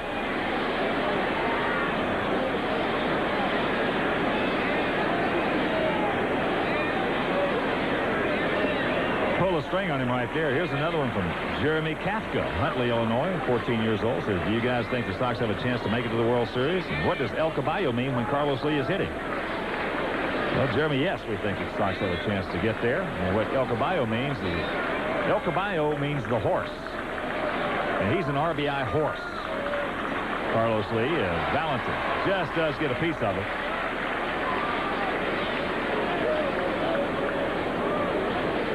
Talking about RBI horse. That's El Caballo. He gets it done. That's when he toughens up. Man in scoring position or on base. And these little patented ground balls in the hole that'll work just soft enough to drive the man in.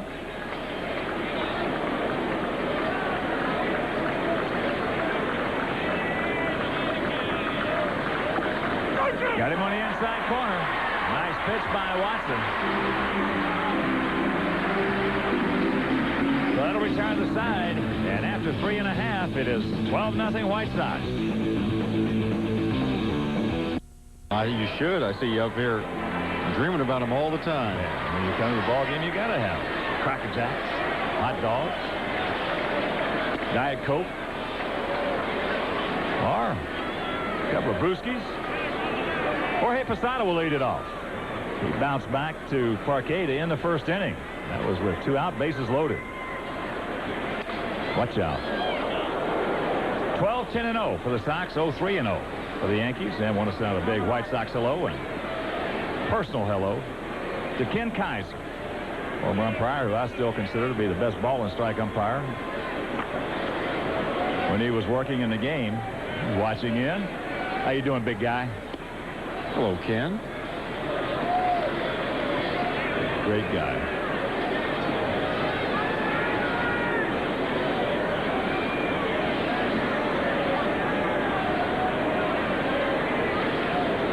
That ball hit through the hole between first and second. Well, the leadoff single.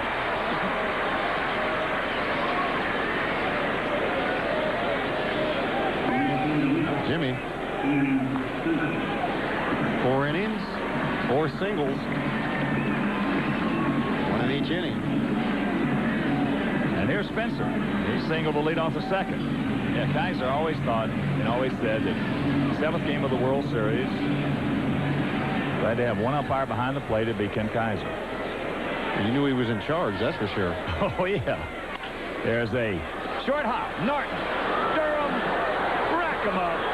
Around the horn. 5-4-3. The 78th double play turned by the Sox, and quickly 2 gone.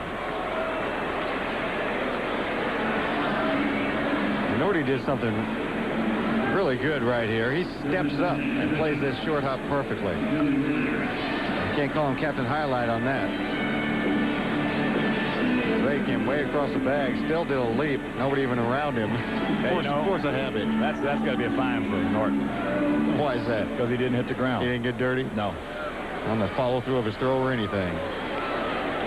Here's Leyritz, caught looking on a good fastball outside corner.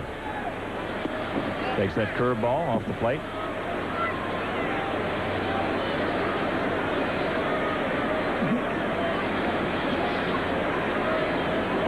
There's a good strike.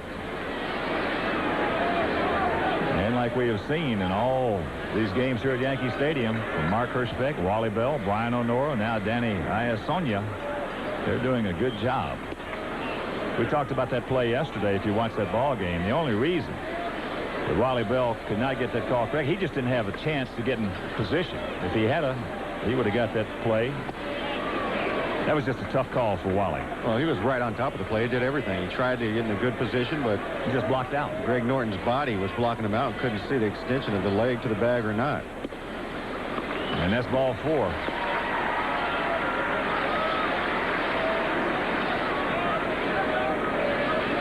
So Parquet, 3 walks, 3 strikeouts. And here comes Scott Brosius.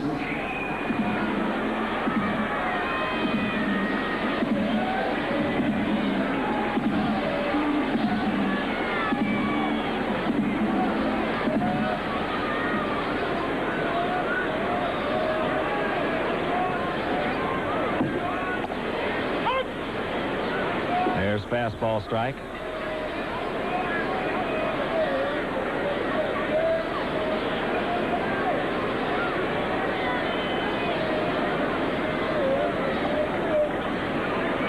Mark Jansen down. That's one thing he's just been outstanding. Dropping to his knees and being very soft and knocking those balls down. He really put his glove right between his legs and left no gap open.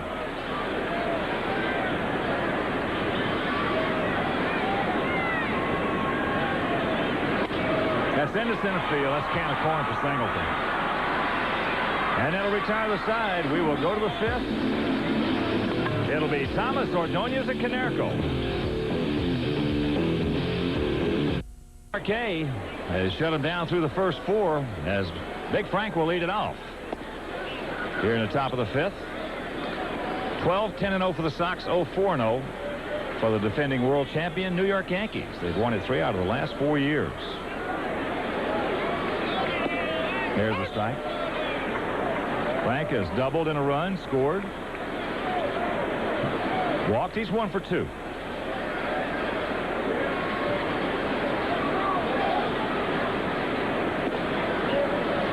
Outside 2-1. Frank back on pace. At that 300 average, 100 runs scored, 100 base on balls, 100 RBIs, 30 home runs. Getting it back together. Yeah, with that record he had, those are phenomenal categories to accomplish all those in one season. The 20 or more home runs, 300 or better average, 100 runs scored, 100 walks. Man, that'll get it done. Yeah, baby. That's all big numbers.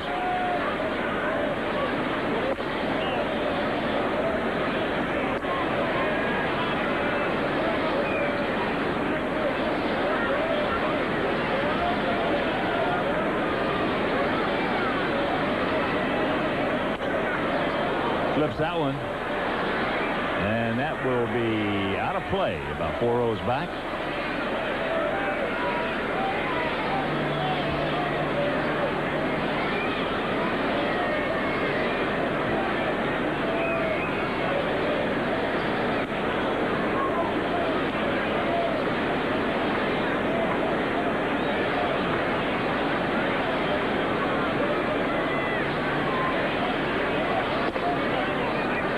Ball 4. And a reminder, Sunday, July 2nd, the first 20,000 fans at Comiskey Park when the White Sox take on the Red Sox will receive a White Sox dugout towel courtesy of Gatorade. For tickets, call 312-831-1SOX. Here's Maggs. Maggs has walked twice, doubled, and he scored a pair. Maggs having a big series here at Yankee Stadium. Takes that breaking ball high. And also want to send out a big White Sox hello to Jeff and Susie Torberg, who are probably watching in down in Sarasota, Florida. Jeff did the game the other day.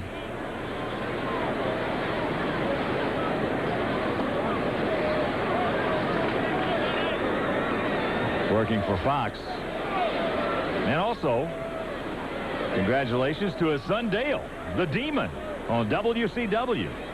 Dale, 6'6", 280 pounds. Look at Dale. I've known him since he was a baby. I understand he and Chrissy, his fiancée, going to be getting married pretty soon. Well, what a nice young man until he steps into that ring. That probably bodes for all those guys, huh? The Demon. Oh, yeah. I'll tell you, some of those wrestlers are some of the best guys you ever want to meet. As there's ball 4 to Mags. Well, you met Sergeant Slaughter, one of the great guys you'll ever want to meet. Sarge, 6'7", 350 pounds, doesn't wrestle anymore, but he's still hard as a rock. Oh, yeah. Well, it was a pleasure to meet him.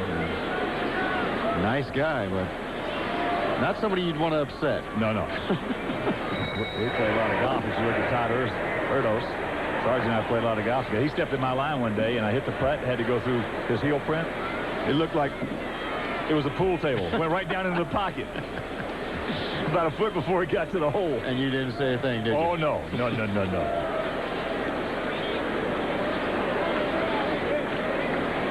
Here's Konerko. He's 1 for 3, an RBI single and a run scored in the first. There's a base hit. Frank's going to have to pull up at third. So sacks packed, nobody out here in the top of the 5th. Paulie swinging that hot stick the last few games. Maybe working it out. He had just been missing stuff, but not anymore. Today, he smoked the ball to left field. Hit a line drive base hit. He's got 2 line drive base hits.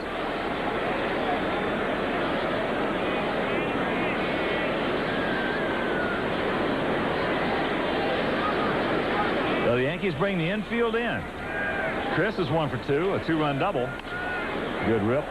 A walk, and he has scored a pair.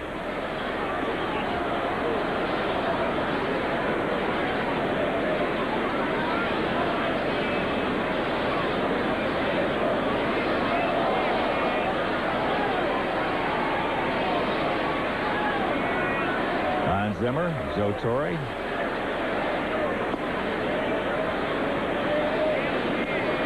Outfield straight up for Singleton.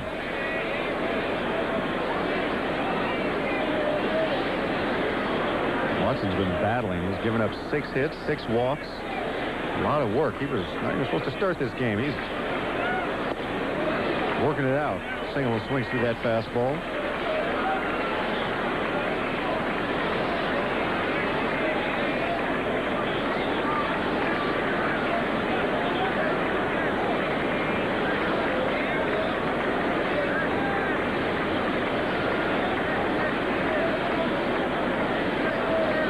The 1-2 delivery.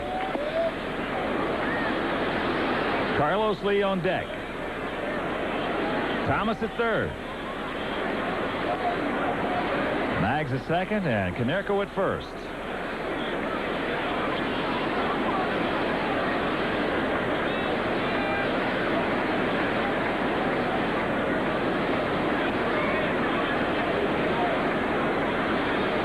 That ball ripped into right field for a base hit. Here comes Frank. They're going to hold Mags at third. O'Neill, with that real strong arm, gets it back in, and it's 13-0.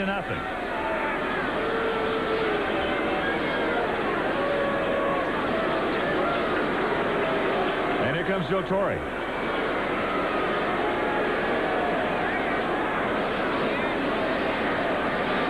He's going to go to the bullpen. And right-hander Todd Erdos.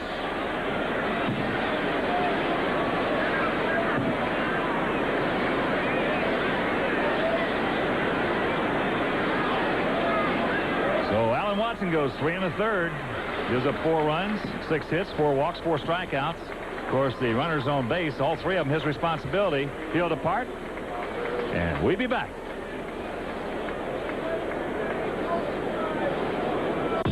Year-old Todd Erdos out there for the 2nd time in the series. Here you see his numbers.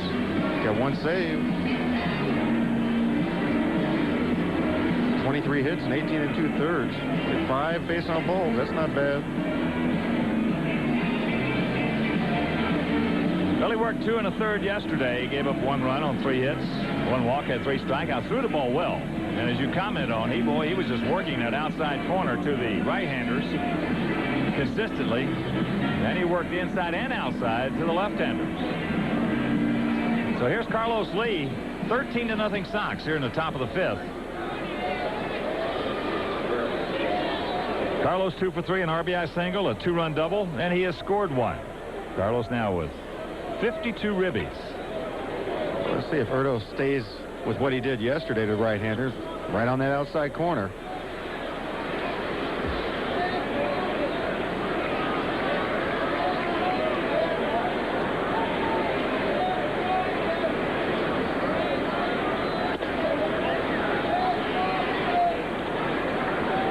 Carlos, just 23 years old. Soon to be 24, a couple of days.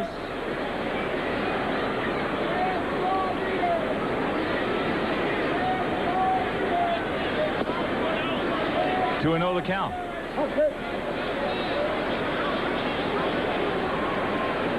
Stacks packed with Sox. Maglio at third. There's Pauly at second. Singleton at first.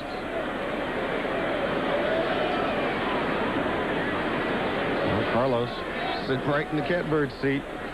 Looking for a fastball down the middle. You got it. And taking it. Guess he didn't want to feel greedy and air it out 2-0 in a big lead like this. Yeah, right. Hey, you got no other reason not to swing at that.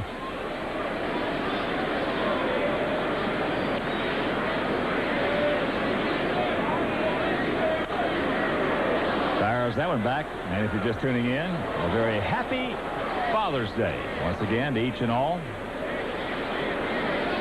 Happy Father's Day, Feisty. Oh, happy Father's Day, Papa Hawk.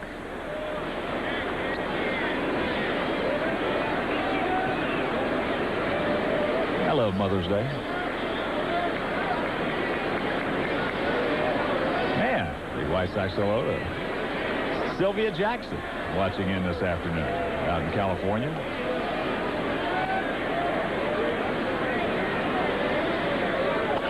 There's a little chopper. Jeter's only play over to Tino, so Mag scores, and it's 14-0. Fourth RBI of the game for El Caballo. It now has 53.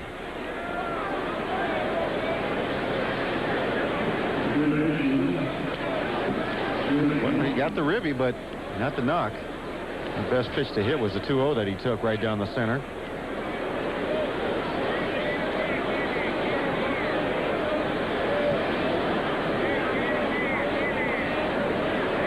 So Canerco at third, Singleton at second, 1 out. And here's Norton, 0 for 2 with a walk. He needs to get on the board somehow, get himself a hit just like everybody else. Takes a strike on the outside corner. Pitches like that are going to make it tough.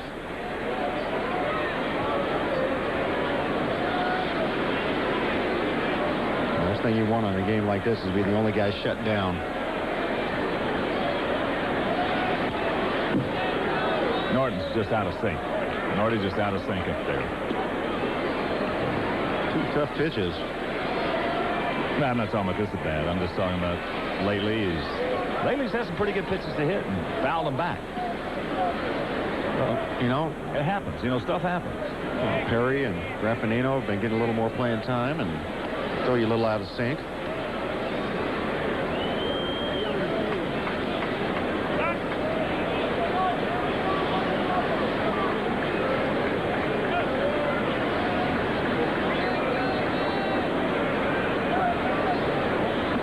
To the count.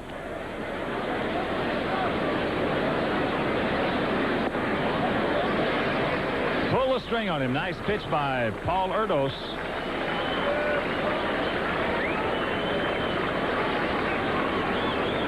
And with 2 out, that'll bring up Mark Johnson. He's 2 for 3 with the ribby.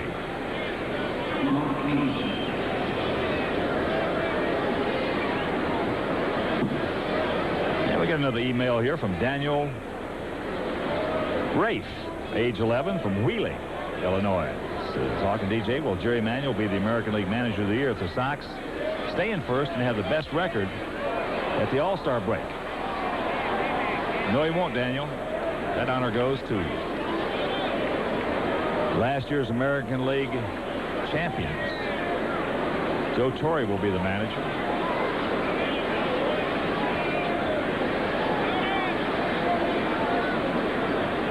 I'm talking about that. Last time the Sox were in first place. There's a base hit. Here comes Canerco. Here comes Singleton. Johnson 3 for 4, and it's 16-0 Sox.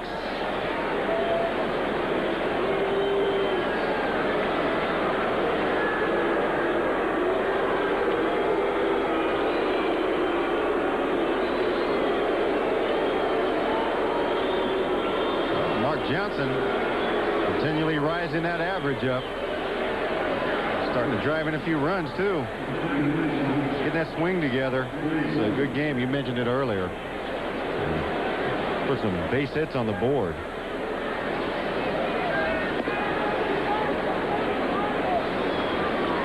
Ray takes ball 1, but the last time the Sox were in first place going into the All-Star break was not 1994. It was 1993. In 1994, Cleveland was 51-33. The Sox were 52-34. So the Indians had a 2 percentage point lead. There's a little flipper. That's going to be a base hit into left field. So Ray 2 hits in his last 2 at-bats. But in 1993, the Sox were 45-41, 1 game ahead of Kansas City. The Sox, 93, was the last time they were in first place at the All-Star break. He's going to bring up Jose Valentin. Now the Sox have batted around for the 2nd time on the afternoon. 15th time on the year. Jose 1 for 3, but it was a biggie as he takes a strike on the inside corner. In the first inning, he walked, scored, then later on in that inning, hit a grand slam homer. So Valentin now with 12 homers and 40 knocked in.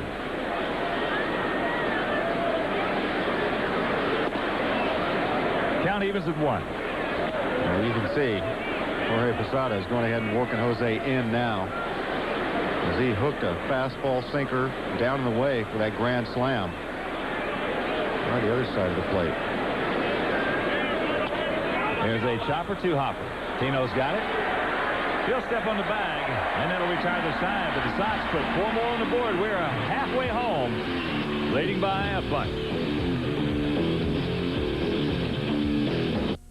Snapshot as we flash back to July of 1990. The last time the Sox were up a 4-game series here at Yankee Stadium. Lance Johnson single scored Sammy Sosa. And Bobby Thigpen's 3rd save of the series won the game for Ken Patterson. Part of that series, the White Sox hadn't taken 4 in a row in the Bronx since 1964. That's today's snapshot brought to you by Ford. Of course, Jeff Torborg was the manager. That club won 94 ball games that year. Sammy Ellis, along with Torborg. Sammy now the pitching coach for Baltimore. Ivan Calderon making that catch out in left field.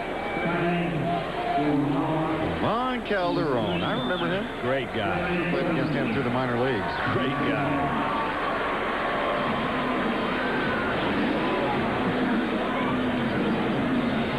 Clay Bellinger will hit here in the bottom of the 5th inning. 16-14-0 for the Sox. 0-4-0 for the Yankees. Knobloch was 0 for 2.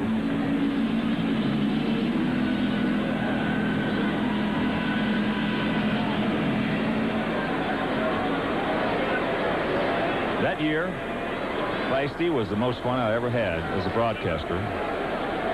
26 years of broadcasting. Till now. Yeah, right. That was a fun year. Boy, it was such a... Every day you just couldn't wait to get to the ballpark. That club went out and played their fannies off like this one's doing. That's high into right field. That's a can of corn for Mags. 94 and 68 that club. Well, right now, That record's looking easy to attain. But we got to get there first. Yeah. Well, the biggest thing is this club, as I said, the chemistry on that ball club was just great. But I can honestly say the chemistry on this ball club is as good, if not better, than any I have ever seen in my entire Major League career as a player or as an announcer. Here's Jeter. He's 1 for 2. As much as we're around these guys, we see it. Oh, yeah. I mean, this is a great thing to see. This young club, the second youngest in Major League Baseball. They like each other. They respect one another. They get on each other the way you should. Here's a good curveball strike and the count 0-2. They push each other. They got their own little games that they play to keep themselves motivated amongst each other.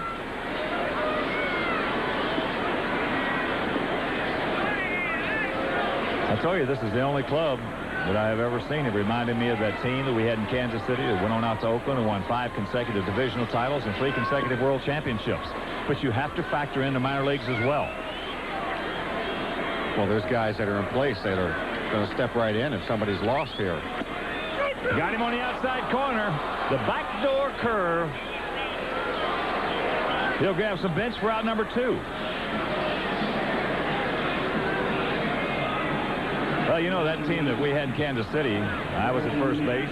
Dick Green was at second. Bert Campaneris the shortstop. We had Sal Bando at third. Joe Rudy in left. Rick Mundy in center. Reggie Jackson in right. Catfish Hunter, Blue Moon Odom, and all those guys. But we knew we also had guys like Riley Fingers and Vida Blue and those fellows coming up, you know, from the minor leagues. So you have to factor in the minor league situation to equate it to that team. We've got some outstanding youngsters, of course. You know, Mark Burley, John Garland, John Roch, the 6'10" right-hander, who pitches like he's about 6'2", 6'3" with his coordination. He's 11-1 down at Winston-Salem. We got them stacks high down there. I mean, a couple of regular players just wait in the wings also. One is out right now, and Brian Simmons. Josh Paul, Joe Creedy. Jeff Leafer. Jeff Leafer got a chance to be one hell of a hitter, I'll tell you. There's a chopper. Valentin cannot get to that one. Topspin just ate it up.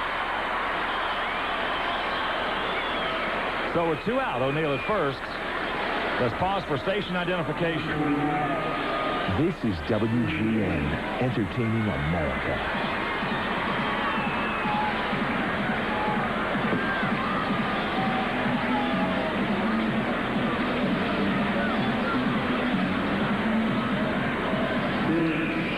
Back at Yankee Stadium in the Bronx, along with a feisty one, Darren Jackson, Ken Harrelson, finale of this 4-game set and the 7-game road trip.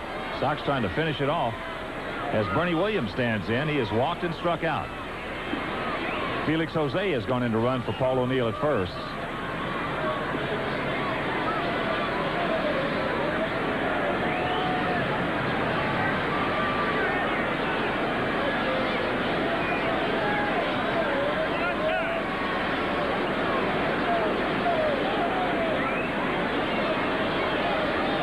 Joe Torre going and giving a few guys a half day off. It's chopped down foul at the plate. A good day to do it right here. Got a big lead like this. Got to go ahead and say, okay, you guys go get a little rest, regroup. Start again tomorrow. They're going to Boston. Sox trying to extend their road winning streak to 11. Last time they did that was back in 1990. Sox that year went on a West Coast swing and ran the table on them. There's Chris Turner on deck. Good for Tino, if Bernie can reach.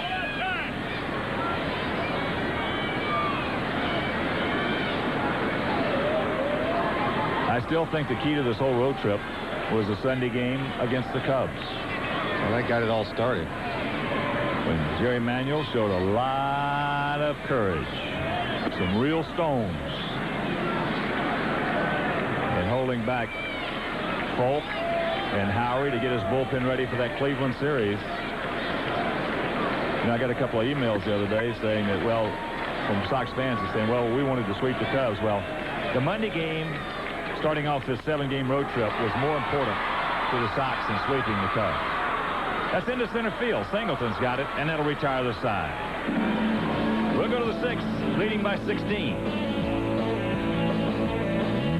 The authority of the Chicago White Sox. That's the story here in the top of the 6th inning. Some changes. Clay Bellinger remains in the ballgame at second base for Knobloch. Felix Jose goes in for Paul O'Neill. Moving in to first base from the catching position will be Jorge Posada. And moving in behind the plate, Chris Turner. So Frank Thomas will lead it off. It'll be Thomas, Ordonez, and Konerko. Frank 1 for 2, 2 walks, an RBI double, and he scored a pair. Breaking ball fouled away. Well, I guess you can consider Posada moving to first base a quarter of a day off since he's not catching anymore. The guy's got half day off that he just took out of the ball game. 0-2 the count.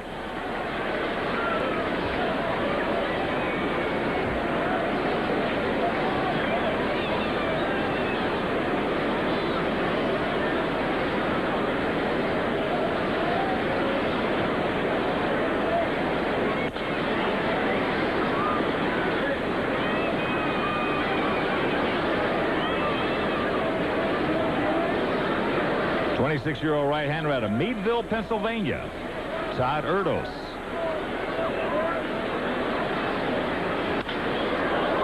High into center field. Barney Williams, if it comes down, will make that play.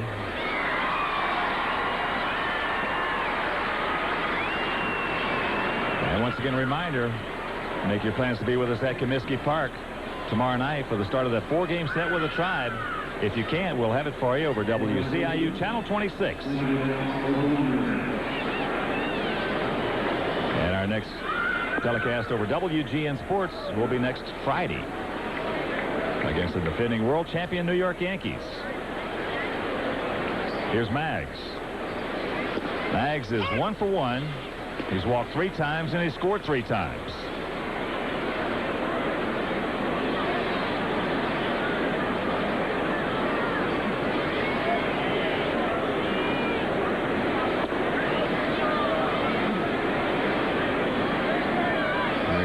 Big day yesterday, 4 RBIs. Following it up with a solid day today.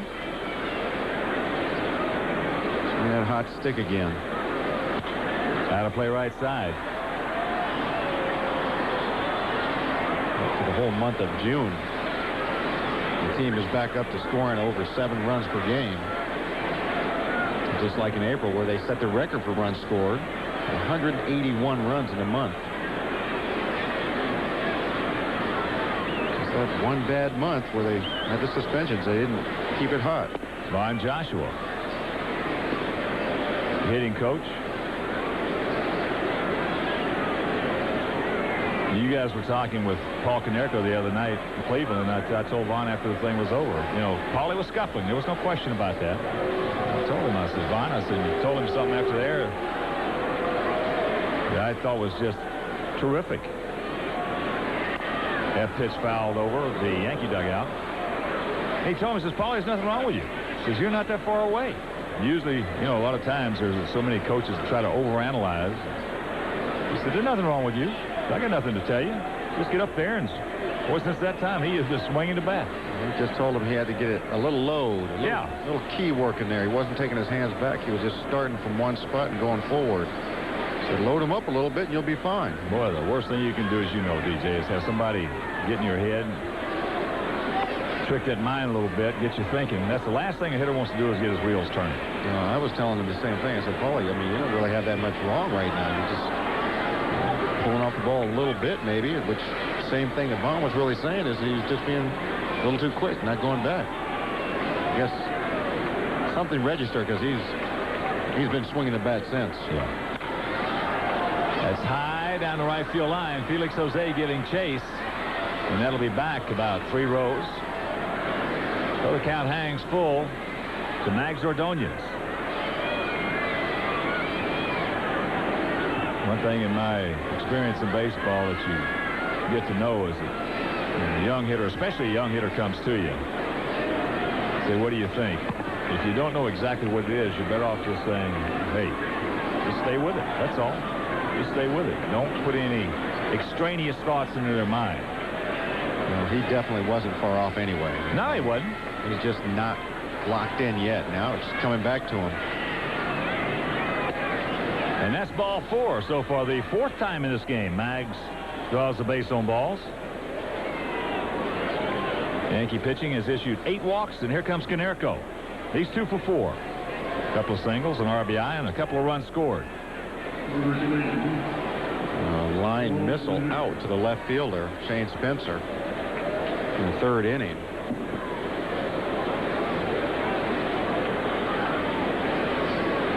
Well, last season, he swung the bat like he has today for an extended period of time. Slider just off the plate.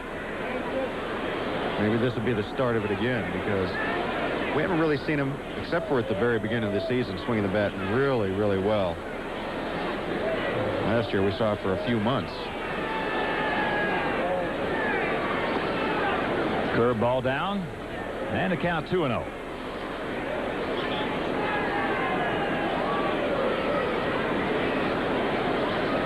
After 6 at Comerica Park, Tigers leading Cleveland 3-1.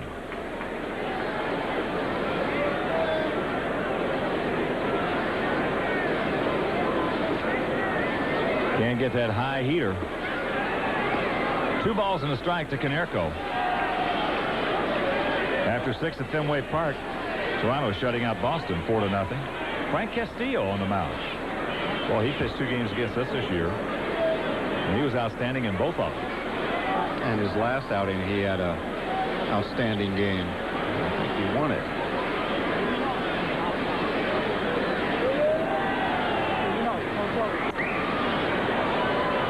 Flips that one foul over the Yankee dugout. Back into the seats. Oakland leading Kansas City 12-2 after 3 at Kauffman Stadium.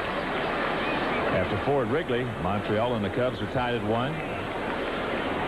Colorado playing some good baseball, shutting out the D-backs 2-0 after 2 at Coors Field. Mets 5, Milwaukee 1 after 5 at County Stadium. Full count.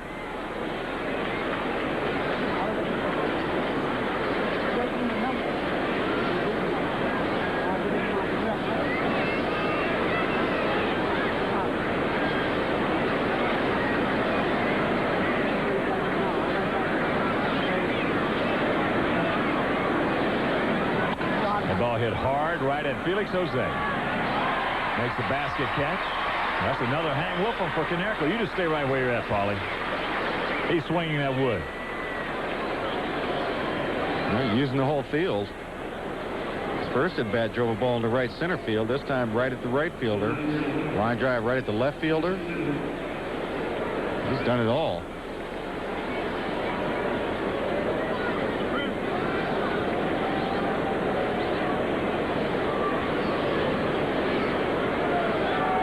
So here's Chris, 2 for 3, 3 RBIs and 3 runs scored.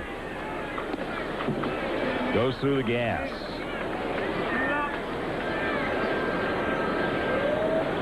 Hello. I'm sorry, DJ's not here. You need help, man. You do. That phone right next to us. 0-2 the count. You should just seek it now. Yeah, I got to go see Dr. Schwartz when I get back. Yeah, you do. So the help that you have received has not done well for you. Oh, you should have seen me before I went to see. Oh, my goodness. Glad I didn't.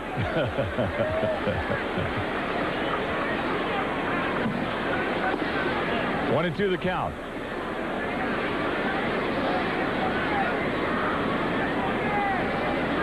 Oh, it sounds like it's right here next to me. It does, man. It's been that way forever.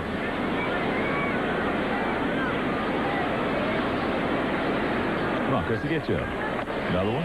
Just off the plate, 2-2. 2 balls, 2 strikes, 2 out. There it is. That's Hawk's phone. The whole world has its number. Not for long. That will be changed this week. And that's off the plate. You know, it's amazing how many people get your number, but you don't give it to them. Well, it's amazing that you answer the phone, because I've seen that phone ring maybe 30 times a day. It's pretty amazing. Well, when you got places to go, people to see, and things to do, you know, you got to use yourself. Fouls that pitch back. You've definitely been teaching me. That's why mine rings twice a day. He calls me. 2 phones, each of them ring once.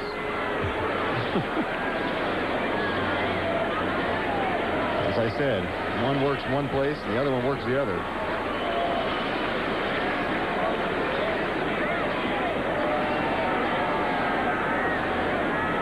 Once again, the payoff pitch.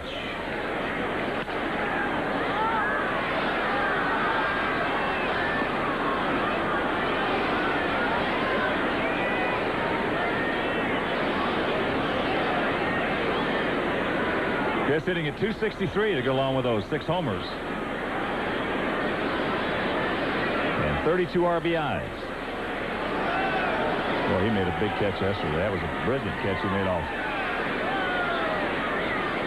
As he gets jammed right there. Bat of Bernie Williams. Straightaway setter. Went back.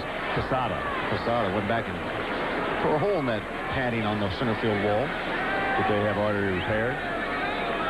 You said it. They heard you. They needed a seamstress to get out there, and they got right on it. Or a seams man. Oh, yeah. Now you go both ways. No. As he gets it. And that'll retire the side. After 5.5, Sox by a bunch.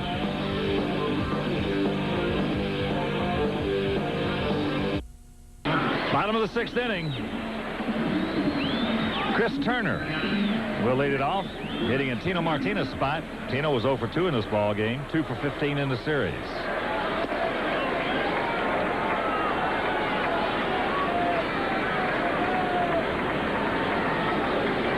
Tony Graffinino at second. Abbott right. Changes for the Sox. 16-14-0 for the good guys. 0-5-0 for the Yankees.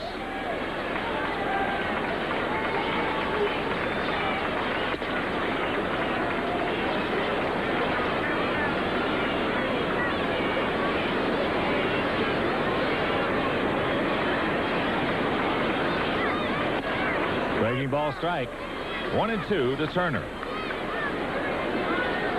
Sox won the opener of this 4-game set, 12-3. Mike Soroka pitched well, picking up the victory. As there's a little flipper, base hit into right field. Little duck snort by Turner.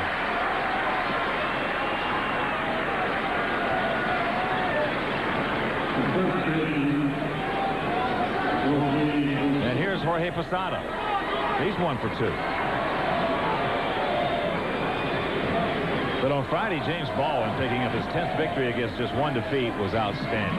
Sox won that ball game 3-1. And yesterday, Cal Eldred picking up his 6th consecutive victory. And there's a base hit in the left.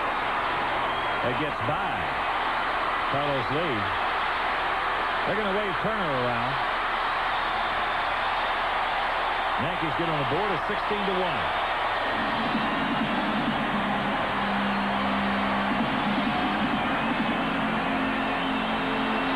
Well, the first extra base hit of the game for the Yankees, and it's driving their first run also. Posada hitting much better from the right side. Drives this ball in the gap, a little slider in. Takes off once it hits that gap.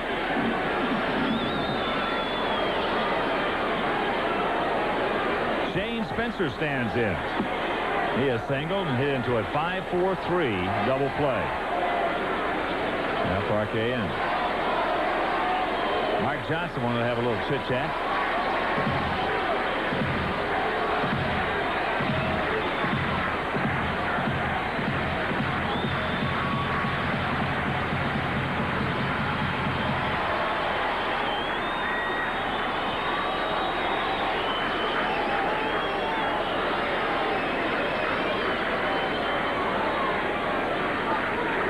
can't get a hook. Good curveball from Parquet. What he's got to do, continue to mix it up. That's the one pitch that they seem to be way out in front of. There's a changeup, flips that one into center field. Well, Posada comes around.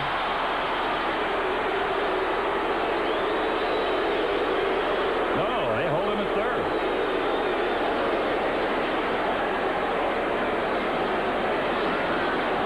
Okay, well, I guess Willie Randolph, remembering the arm that Chris Singleton has, decides he's not going to take any chances in a ball game like this. Problem is, Chris Singleton wasn't charging the ball to throw anybody out. He was getting it into second base, get the double play in order. Here's Leyritz. Struck out and walks. Takes a strike. Starts him off with a change.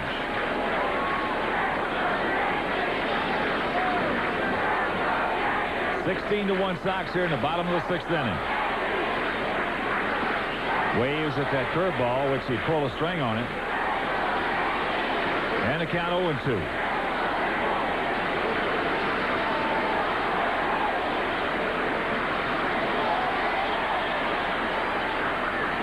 Another curveball, good try coming in.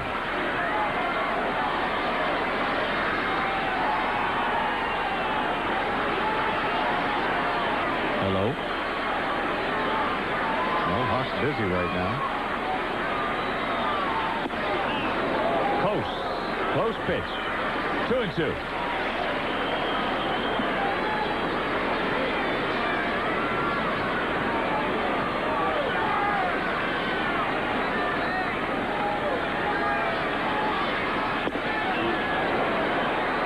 Full count.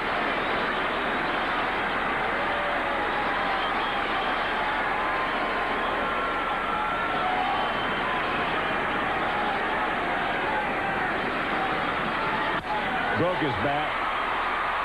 Graffinino is there. Nice pitch. 1 out. And here's a reminder, Field of Greens Golf Tournament is Monday, August 7th. Harborside Golf Course. Proceeds will benefit Chicago White Sox charities and our efforts to cure cancer in children. All money raised will be given to Children's Memorial Hospital and the Children's Hospital at the University of Chicago. For details, call 312-674-1000. So here's Scott Brosius. He has popped to second, and he is flying to center.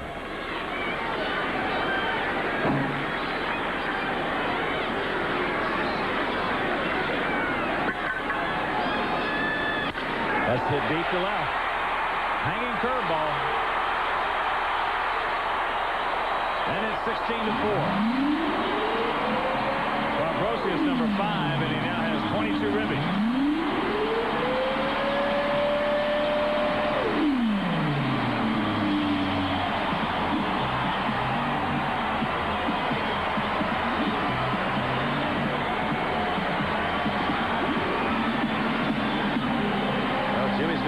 Careful here because he's on the verge of having himself a tough day right here. He's got a hanging breaking ball. No doubt that was a roller and it was up. Got to hang tough in there. Have a good day for himself. Well, we talked about in a big lead like this for the opposition hitters. I mean, this is just a good time to hit.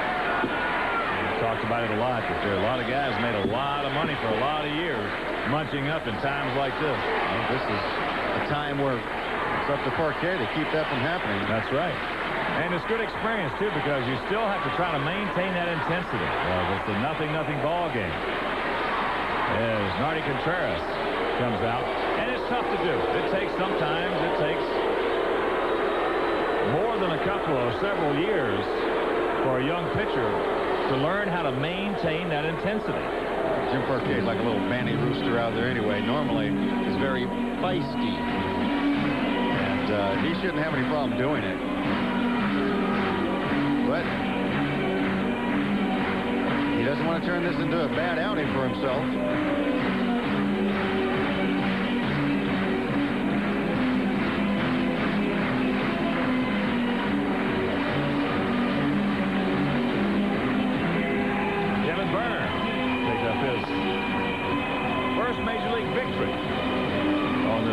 Boosting up. And the count 2-0 to Bellinger.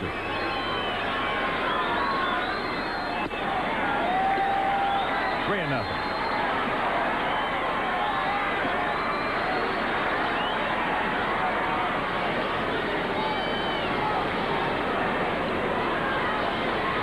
There's one.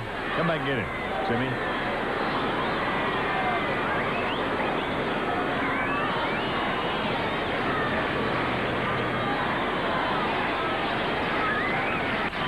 Jammed him right there. So the count full.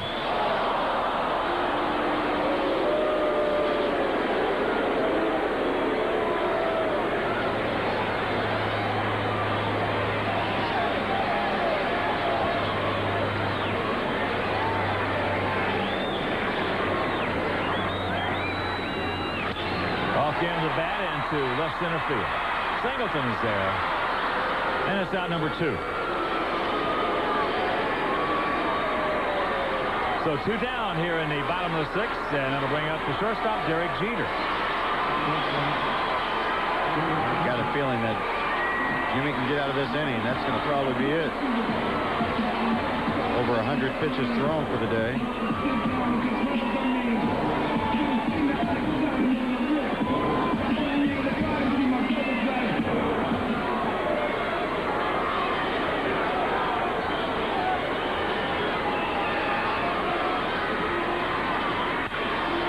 Deep in the center field. Singleton back. He's there right in front of the track. Makes the catch, and it'll retire the side. But the Yankees come up with a 4 spot. We'll go to the 7th, leading by 12.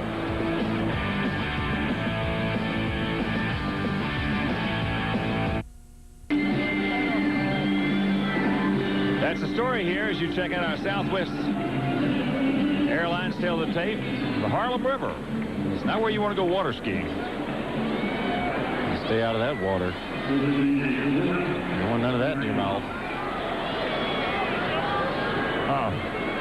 Carlos Lee will lead it off here in the Sox half of the 7th. First pitch in the hole, Derek Jeter. Look at the jump, the throw. And Posada could not make the pick. That'll be a base hit for El Caballo. Boy, can he get some mustard on that throw with that jump over to first? I can't believe. I thought he was going to throw some kind of rainbow over there. Instead, he throws some gas across the infield.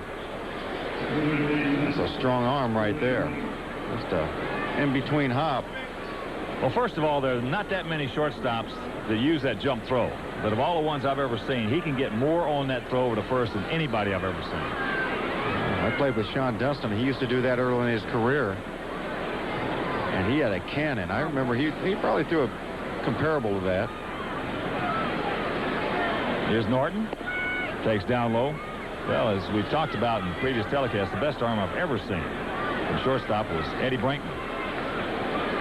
But even Brinky Boy couldn't jump up and get as much on it as on that jump throw as Jeter. Change up. 21 to count.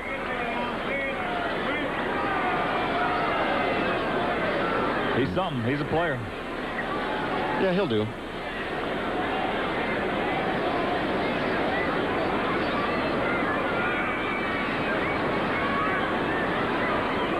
There's a ground ball. Posada up with it. Down to Jeter. No return throw.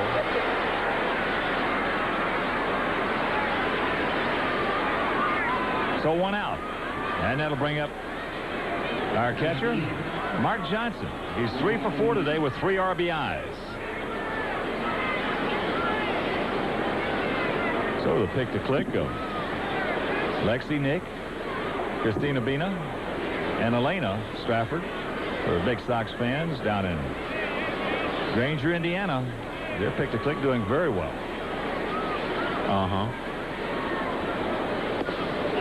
Lays off the high one. That average up to 244 and rising. Well, he finished up very strong the last 2 months last year. Off the good pitch by Erdos. Tony is stepping right in this White Sox uniform and just contributing right from the beginning. Unbelievable defensive plays. He Closed it out on a tough play yesterday.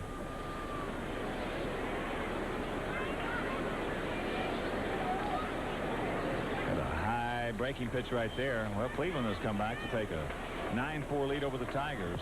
That's after 6 at Comerica Park. Cubs leading Montreal 3-1 after 6 at Wrigley.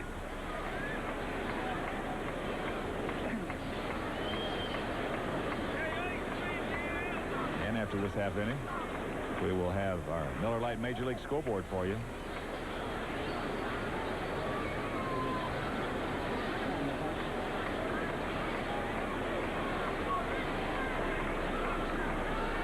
The 1-2 pitch. That's into left center field. Nobody's going to get that one. So Norton now waved around. No throw by Jeter. He'll score. And it's 17-4 on the RBI single by Tony Graffinino.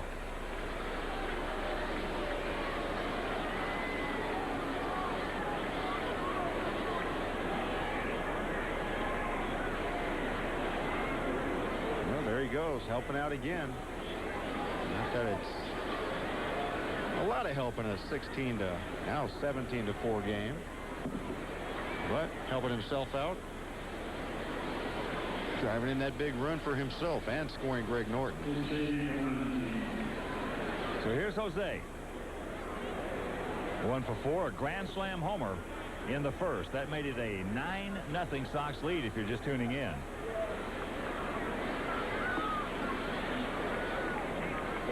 Only home run the Sox have. The Yankees have one. Scott Brosius just hit it in the 6th.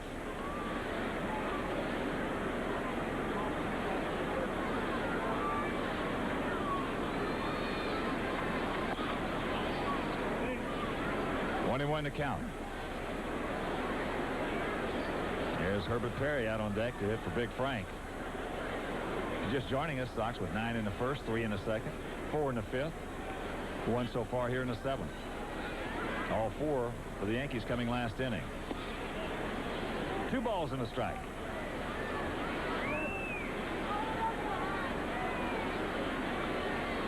These guys have been hitting people in scoring position all day. You hate to make it seem like you're running the score up, but they're out there and you got to pick them up.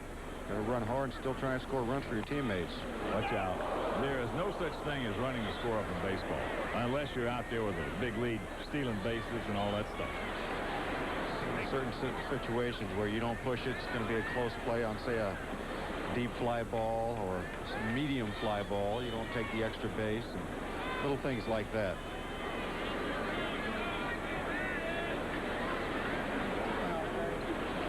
You don't swing 3-0. There's one thing about it.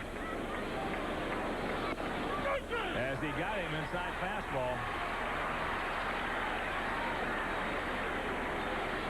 Second strikeout for Erdos. 2 gone, and here's Herbert Perry. But unlike other sports, football and basketball, baseball is entirely different because when you're on offense, the other team controls the ball. So there's no running of scores in baseball. There's no not with a bat. And there's no time clock either. You can just kill some time until the game's over.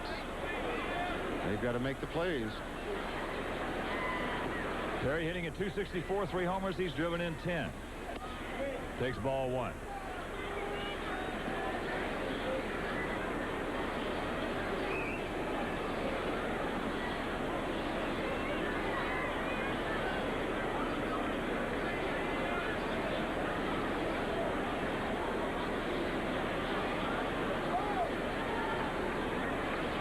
Breaking ball off the plate, 2-0. Well, I have seen a couple of occasions in my baseball career that teams tried to make outs. Oh, I've seen that also. Yeah. Raining, you got a big lead. You want to get that game in officially. Get there and swing at the first thing they see. 3-0.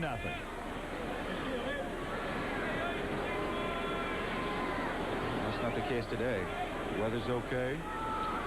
Yeah, he's going to get a good pitch to hit if they can get one right there. They'll lay into it.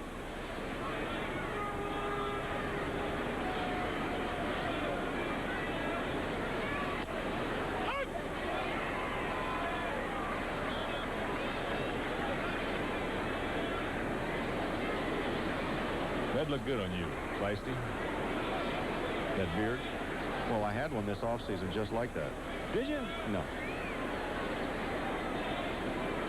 I couldn't grow one like that. That's outside, ball 4. So that will load him up. And here comes Jeff Abbott. You're easy. You're gullible. Well, I just didn't want to say that the one you got right now is getting that color. No. The only reason you don't have one is because it is that color. No, I can't grow one. So here's Otori. I think I've seen a picture or two of you with a somewhat of a mustache. That was fake. Oh, it had to be. It looked like it. It was.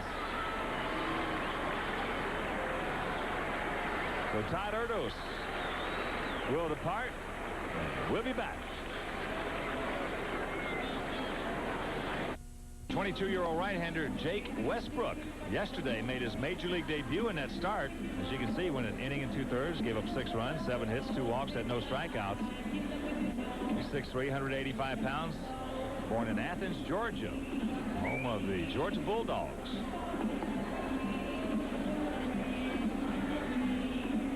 Pretty good sinker, but he was just behind in the count all day yesterday.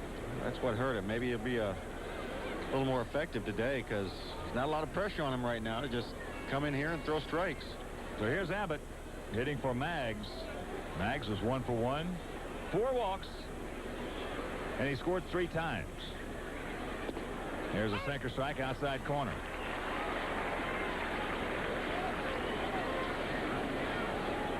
Sox pack 2 out here in the top of the 7th.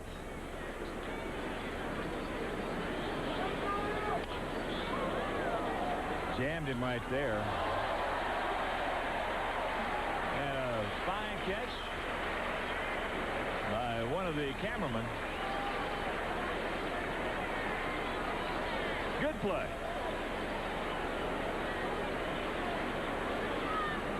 The 0-2 pitch.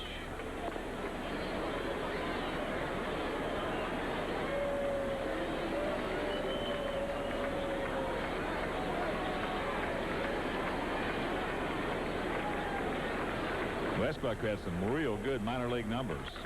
There's a ground ball. Nice play by Brosius. Up with it. Over to Posada. And that'll retire the side. Sox do pick up 1. 7th inning stretch. Leading 17-4.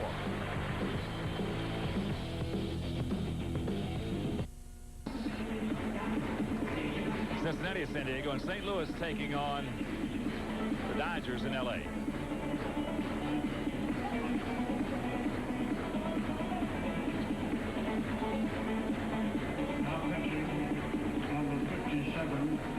Kevin Byrne comes on, making his 8th appearance.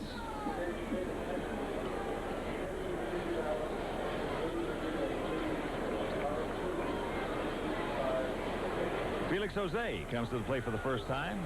Can't get the Byrne fastball. 52,856 in attendance. 54,053 yesterday. 41,910 on Friday. 30,803 on Thursday.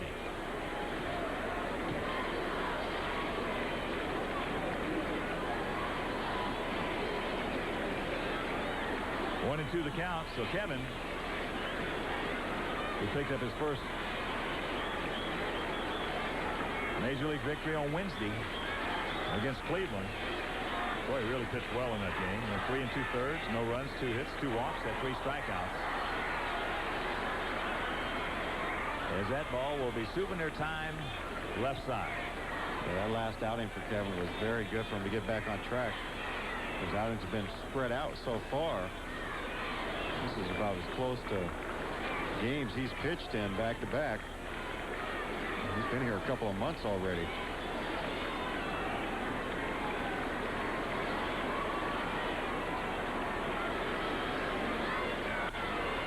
There's a shot off the glove of Norton. Good try by Greg. So the leadoff single.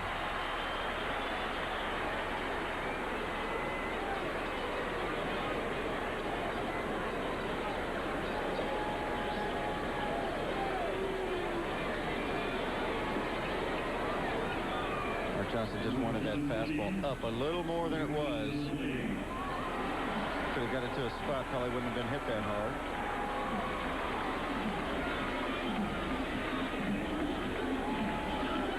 Here's Ricky Leday, 26-year-old outfielder, making his first plate appearance. Bernie Williams 0 for 2. Oh, what a day he had yesterday, though. 4 for 4, 7 RBIs. As first pitch strike to Ricky Leday.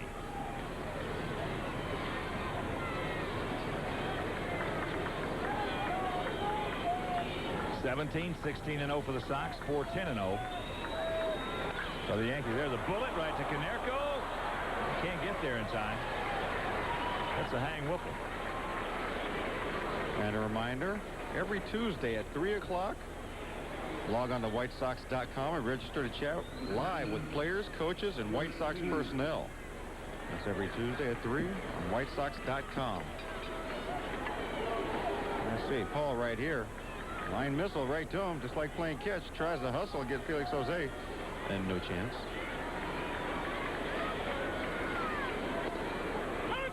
Chris Turner takes a strike.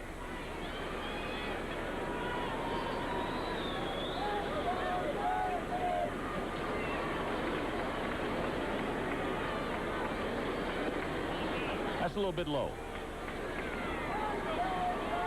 Well, that was a beautiful thing that Kevin did last Wednesday in Cleveland, boy. I'll tell you, as you mentioned, DJ, he needed it, and the club needed it. There's a good fastball. He just came out after that tough outing that he had against Cincinnati, and he was just like 180 degrees as far as mound presence and aggressiveness. No, he definitely looked focused, because that wasn't him. That game that he threw in Cincinnati, been a long time in between appearances. Curveball, that's in the dirt. No advance by Felix Jose. You and I both know if you don't get to work out of that bullpen or get off that bench very often, doesn't matter how much you practice, you're just not going to stay sharp. It's hard to hit sitting on the bench. It's hard to pitch from that bullpen.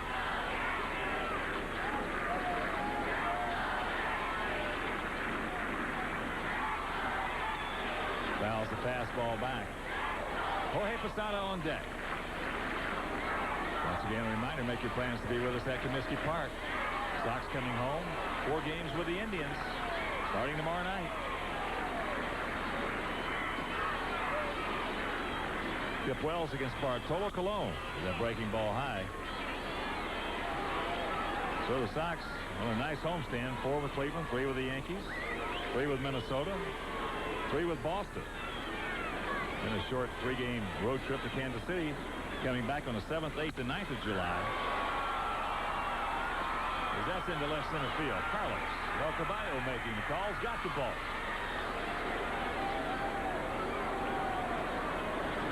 The 7th, 8th, and 9th of July. That 3-game set against the Cubs at Wrigley.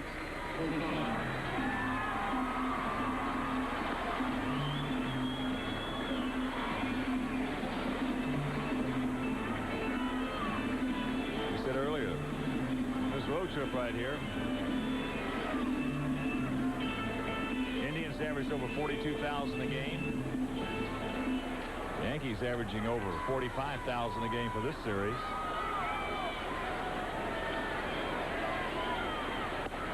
These youngsters like to play in front of the crowds. They like to strut their stuff. Well, you know, it's been hard to get the big sell there at Comiskey Park. So you take advantage of it wherever you go. If you get the big crowds, yeah, you get up for it.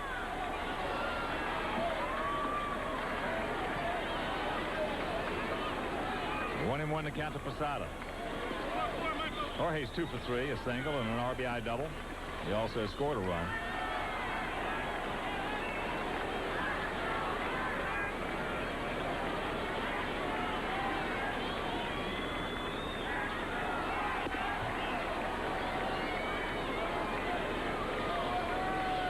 We mentioned Wells against Cologne tomorrow night. If you can make it to Comiskey Park, it'll be over WCIU. The remaining 3 games of that Cleveland series will be over Fox Sports Net. Tuesday, Sorotka against Brower. That's outside. Wednesday, James Baldwin against Dave Burba. The finale on Thursday, Big Cal Eldred goes for his 7th straight victory against the 6'6" southpaw, Chuck Finley. That's into left field. Carlos giving ground. Back at the wall. He's there. Makes the catch. And that'll retire the side. Nothing across. One left. We'll go to the 8th, leading by 13.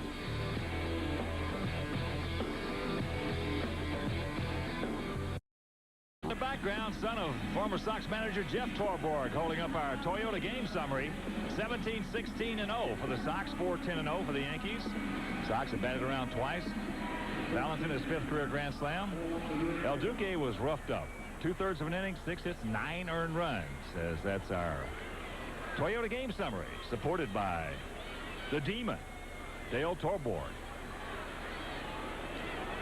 Here's Konerko. Volley 2 for 5, RBI single. And he scored a couple of times, and he has hit the ball hard today. Whew. The only time he didn't was Maglio led off the second with a double. He got him over as there's a strike from Westbrook, and the count evens at 1. Ricky Leday moves into center field for Bernie Williams. Wilson Delgado moves in. The shortstop is there's a shot. Konerko. Get hot, Paulie. Maybe his time is now, because he's just been off, and he is smoking it today. 5 times he's hit the ball on the button today.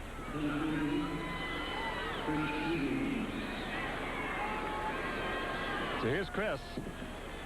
Chris 2 for 4. 3 RBIs, 3 runs scored.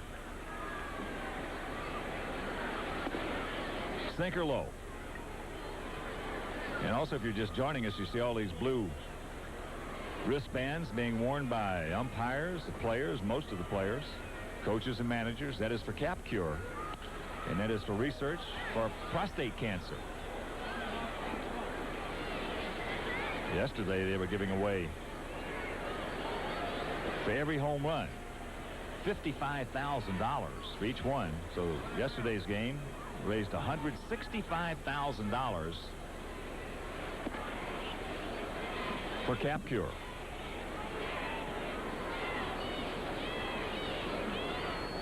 A couple of evenings ago, Tommy Lasorda, Michael Milken came up.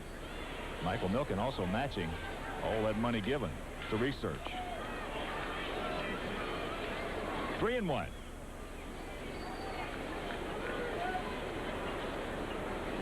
I love Tommy Lasorda. Is that why you two were up here kissing so much? He's a great guy. What a great ambassador. That ball hit into left center field. A day on his horse, slicing away from him, but he's there. He got a good jump, makes a nice basket catch. And that's out number 1. And here's a reminder that Saturday, July 1st, the first 15,000 adults at Comiskey Park when the White Sox take on the Red Sox will take home a 1917 replica White Sox cap courtesy of Miller Lite. For tickets, call 312-8311-SOX. Here's Lee. 3 for 5. 4 RBIs. Takes first pitch strike. Now Tommy has just been a wonderful asset to the game of baseball. Well, there's no doubt about that. And what's going to be doing this summer? He's going to be coaching our Olympic team in Australia. That ball hit hard into right field. Felix Jose is there. Like Tommy said, he told him, I didn't take this job to go 6,000 miles to lose. Baseball's definitely in his blood, as is the bench coach here for the Yankees. That's right. You know, 2 peas out of a pod. Don Zimmer.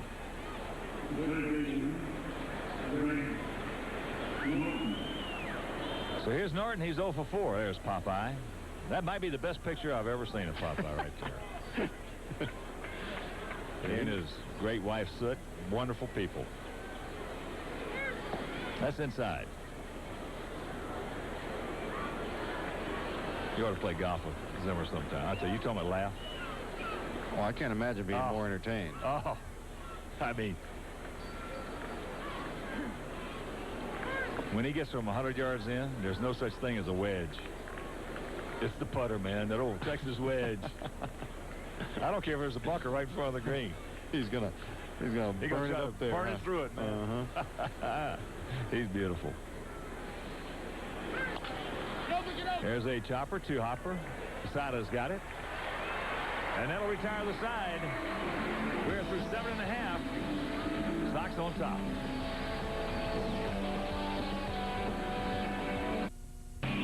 17-4 Sox in the finale of this 4-game series here at Yankee Stadium in the Bronx, and this 7-game road trip. 3 in Cleveland, 4 here in New York. Shane Spencer will lead it off. Shane 2 for 3. And he scored a run. Kevin Byrne, strike on the outside corner.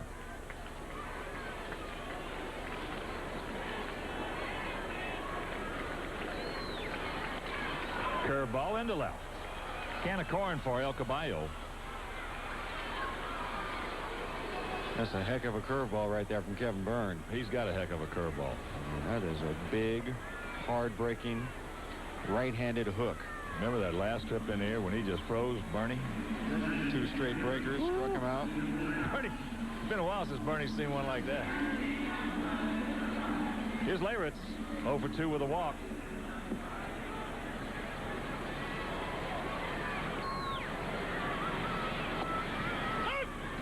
There's strike 1.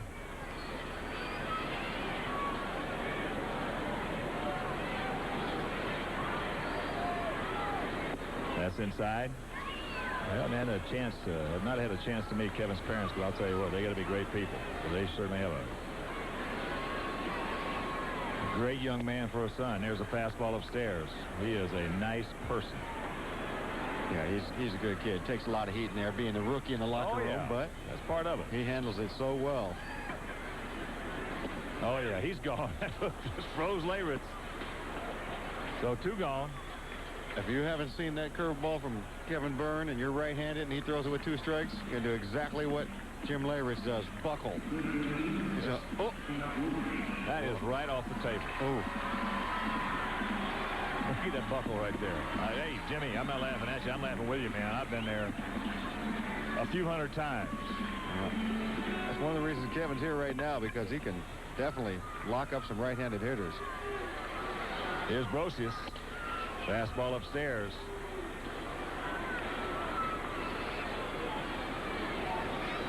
Scott 1 for 3, a 3-run homer. And another fine outing by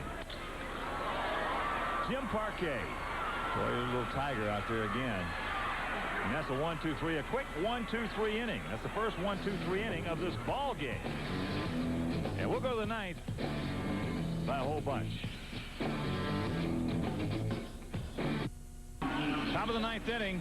Sox by 13. It'll be Johnson, Graffinino, and Valentin.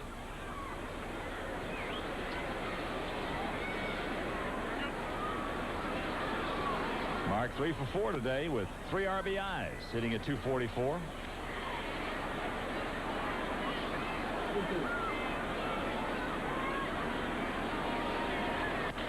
Ground ball right side. Bellinger off the glove, controls it. Oh, 2 pitches, 1 out. And here's a reminder, Sunday, June 25th, the White Sox take on the Yankees. It's Willy Wonka's Kids Day presented by Oompas. Kids get autographs before the game and run the bases after. Plus, kids get tickets for only $1 at Comiskey Park. Windows on the day of the game. For details, call 312-674-1000.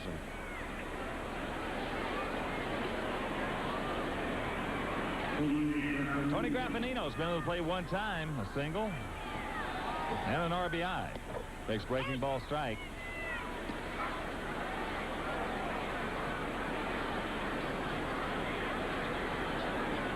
We certainly hope that Craig Wilson is coming along nicely with that herniated disc he had. Craig, a big part of the chemistry of this ball club. Fine players.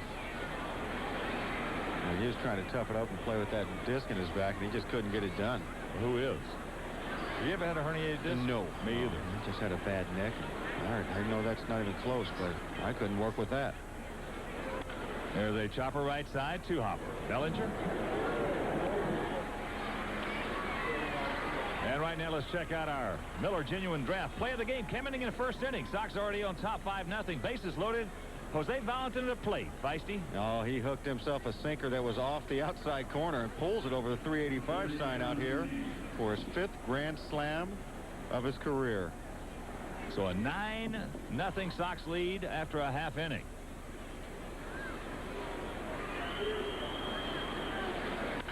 There's a shot base hit. Down into the corner.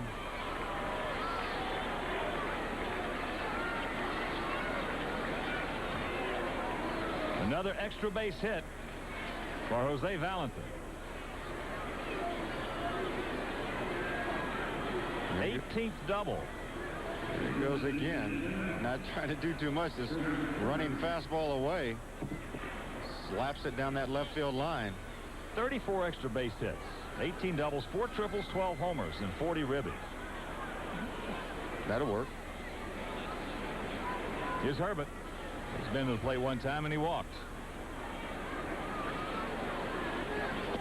Breaking ball, no.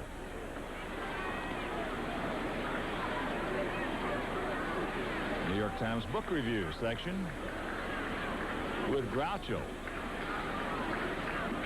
That's going to be you in about 8 years. What? You're going to look just like that shot of Groucho right there. Do they? Good chance of it. Only you don't smoke cigars without the cigar. Jesus Pena loosening up. Well, why are you getting personal on me? I haven't picked on you today. Yeah, you have. Out to play right side, upper tank. Maybe I have. But you should be able to take it. You're more mature than me. Well, I know that. No. Let me take that back. No, you don't have to take it back. No, you're about the most immature grandpa coach I've ever met. Hey, age is only a state of mind. Well, there's no doubt in your case, that's for sure. That's into center field. So Dale make that catch. That'll retire the side. We'll go to the bottom of the 9th. Leading.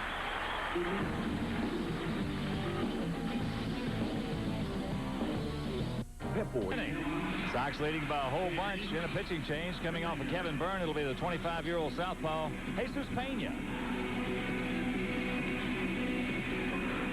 Pena making his 8th appearance, 1-1, 5.40 ERA. Opponent sitting just 2.19 against him. So another impressive performance by Kevin Byrne coming on. Back in the 7th inning, gave up a leadoff single to Felix Jose, and then he just retired the next 6 he saw. 2 straight strong outings for Kevin. That's good. Just start helping this bullpen out just like everybody else.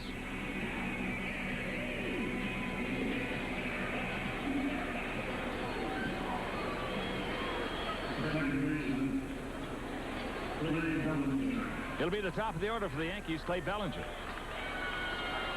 Wilson Delgado, and Felix Jose. Bellinger's been to the plate twice. And he's 0 for 2. He's flied to right and he's flied to center.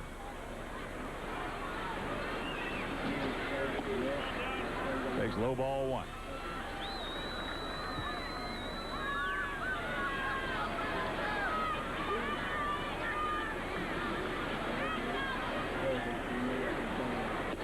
There's a strike, fastball on the outside corner. Now there's a final from Comerica Park, 9-4, Cleveland over the Tigers. Oakland leading Kansas City 21-2 after 6 at Kauffman Stadium.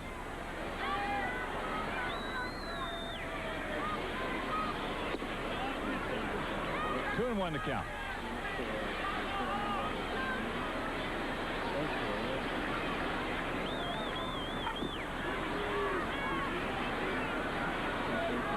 Jesus right now has to go ahead and work ahead of the hitters. That pitch popped up. Somebody, who is it? Graffinino now. And while we have a moment, let's check out what's coming your way over WGN. During the Roaring 20s, a young playwright agrees to have his project financed by gangsters. But with this crazy cast, his ensemble piece just might fall to pieces. John Cusack, Bullets Over Broadway. Tonight at 7 Eastern on WGN. So here's the switch-hitting shortstop, Wilson Delgado.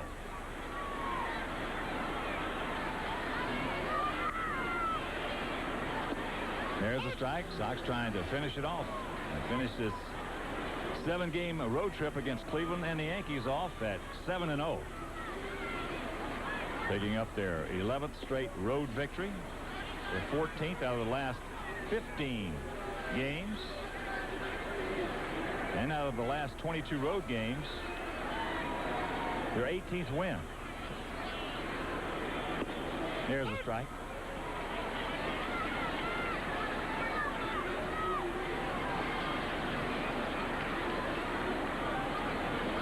What a pickup, what a player. Whew. Valentin. He's gone. He'll grab some bench. 2 out. He just reached back, put a little giddy up on that one. Yeah, he did. Snuck that straight fastball right down the middle, right by Delgado. Right into that. Felix Jose into the play once, and he singled.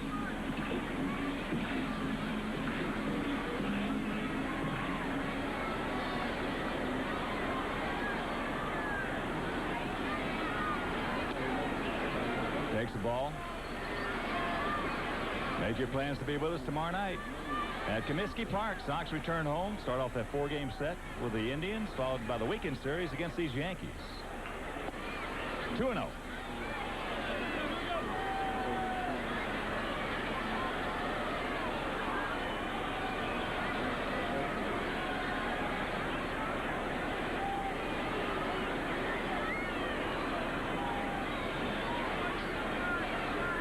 There's a strike. Attaboy, Jesus. No walks. Outfield straight up, spread out. Montreal has come back to tie the Cubs at 3 after 7 at Wrigley. There's another strike and a count 2-2.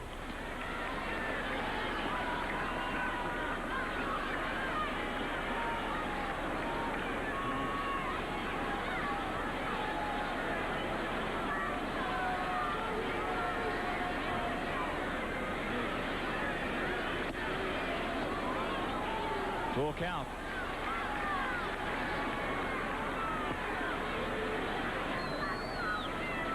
Super move by the skipper, Jerry Manuel, as we talked about. Key to this road trip. Oh, getting his bullpen ready in that Sunday game against the Cubs. And that's out of play right side.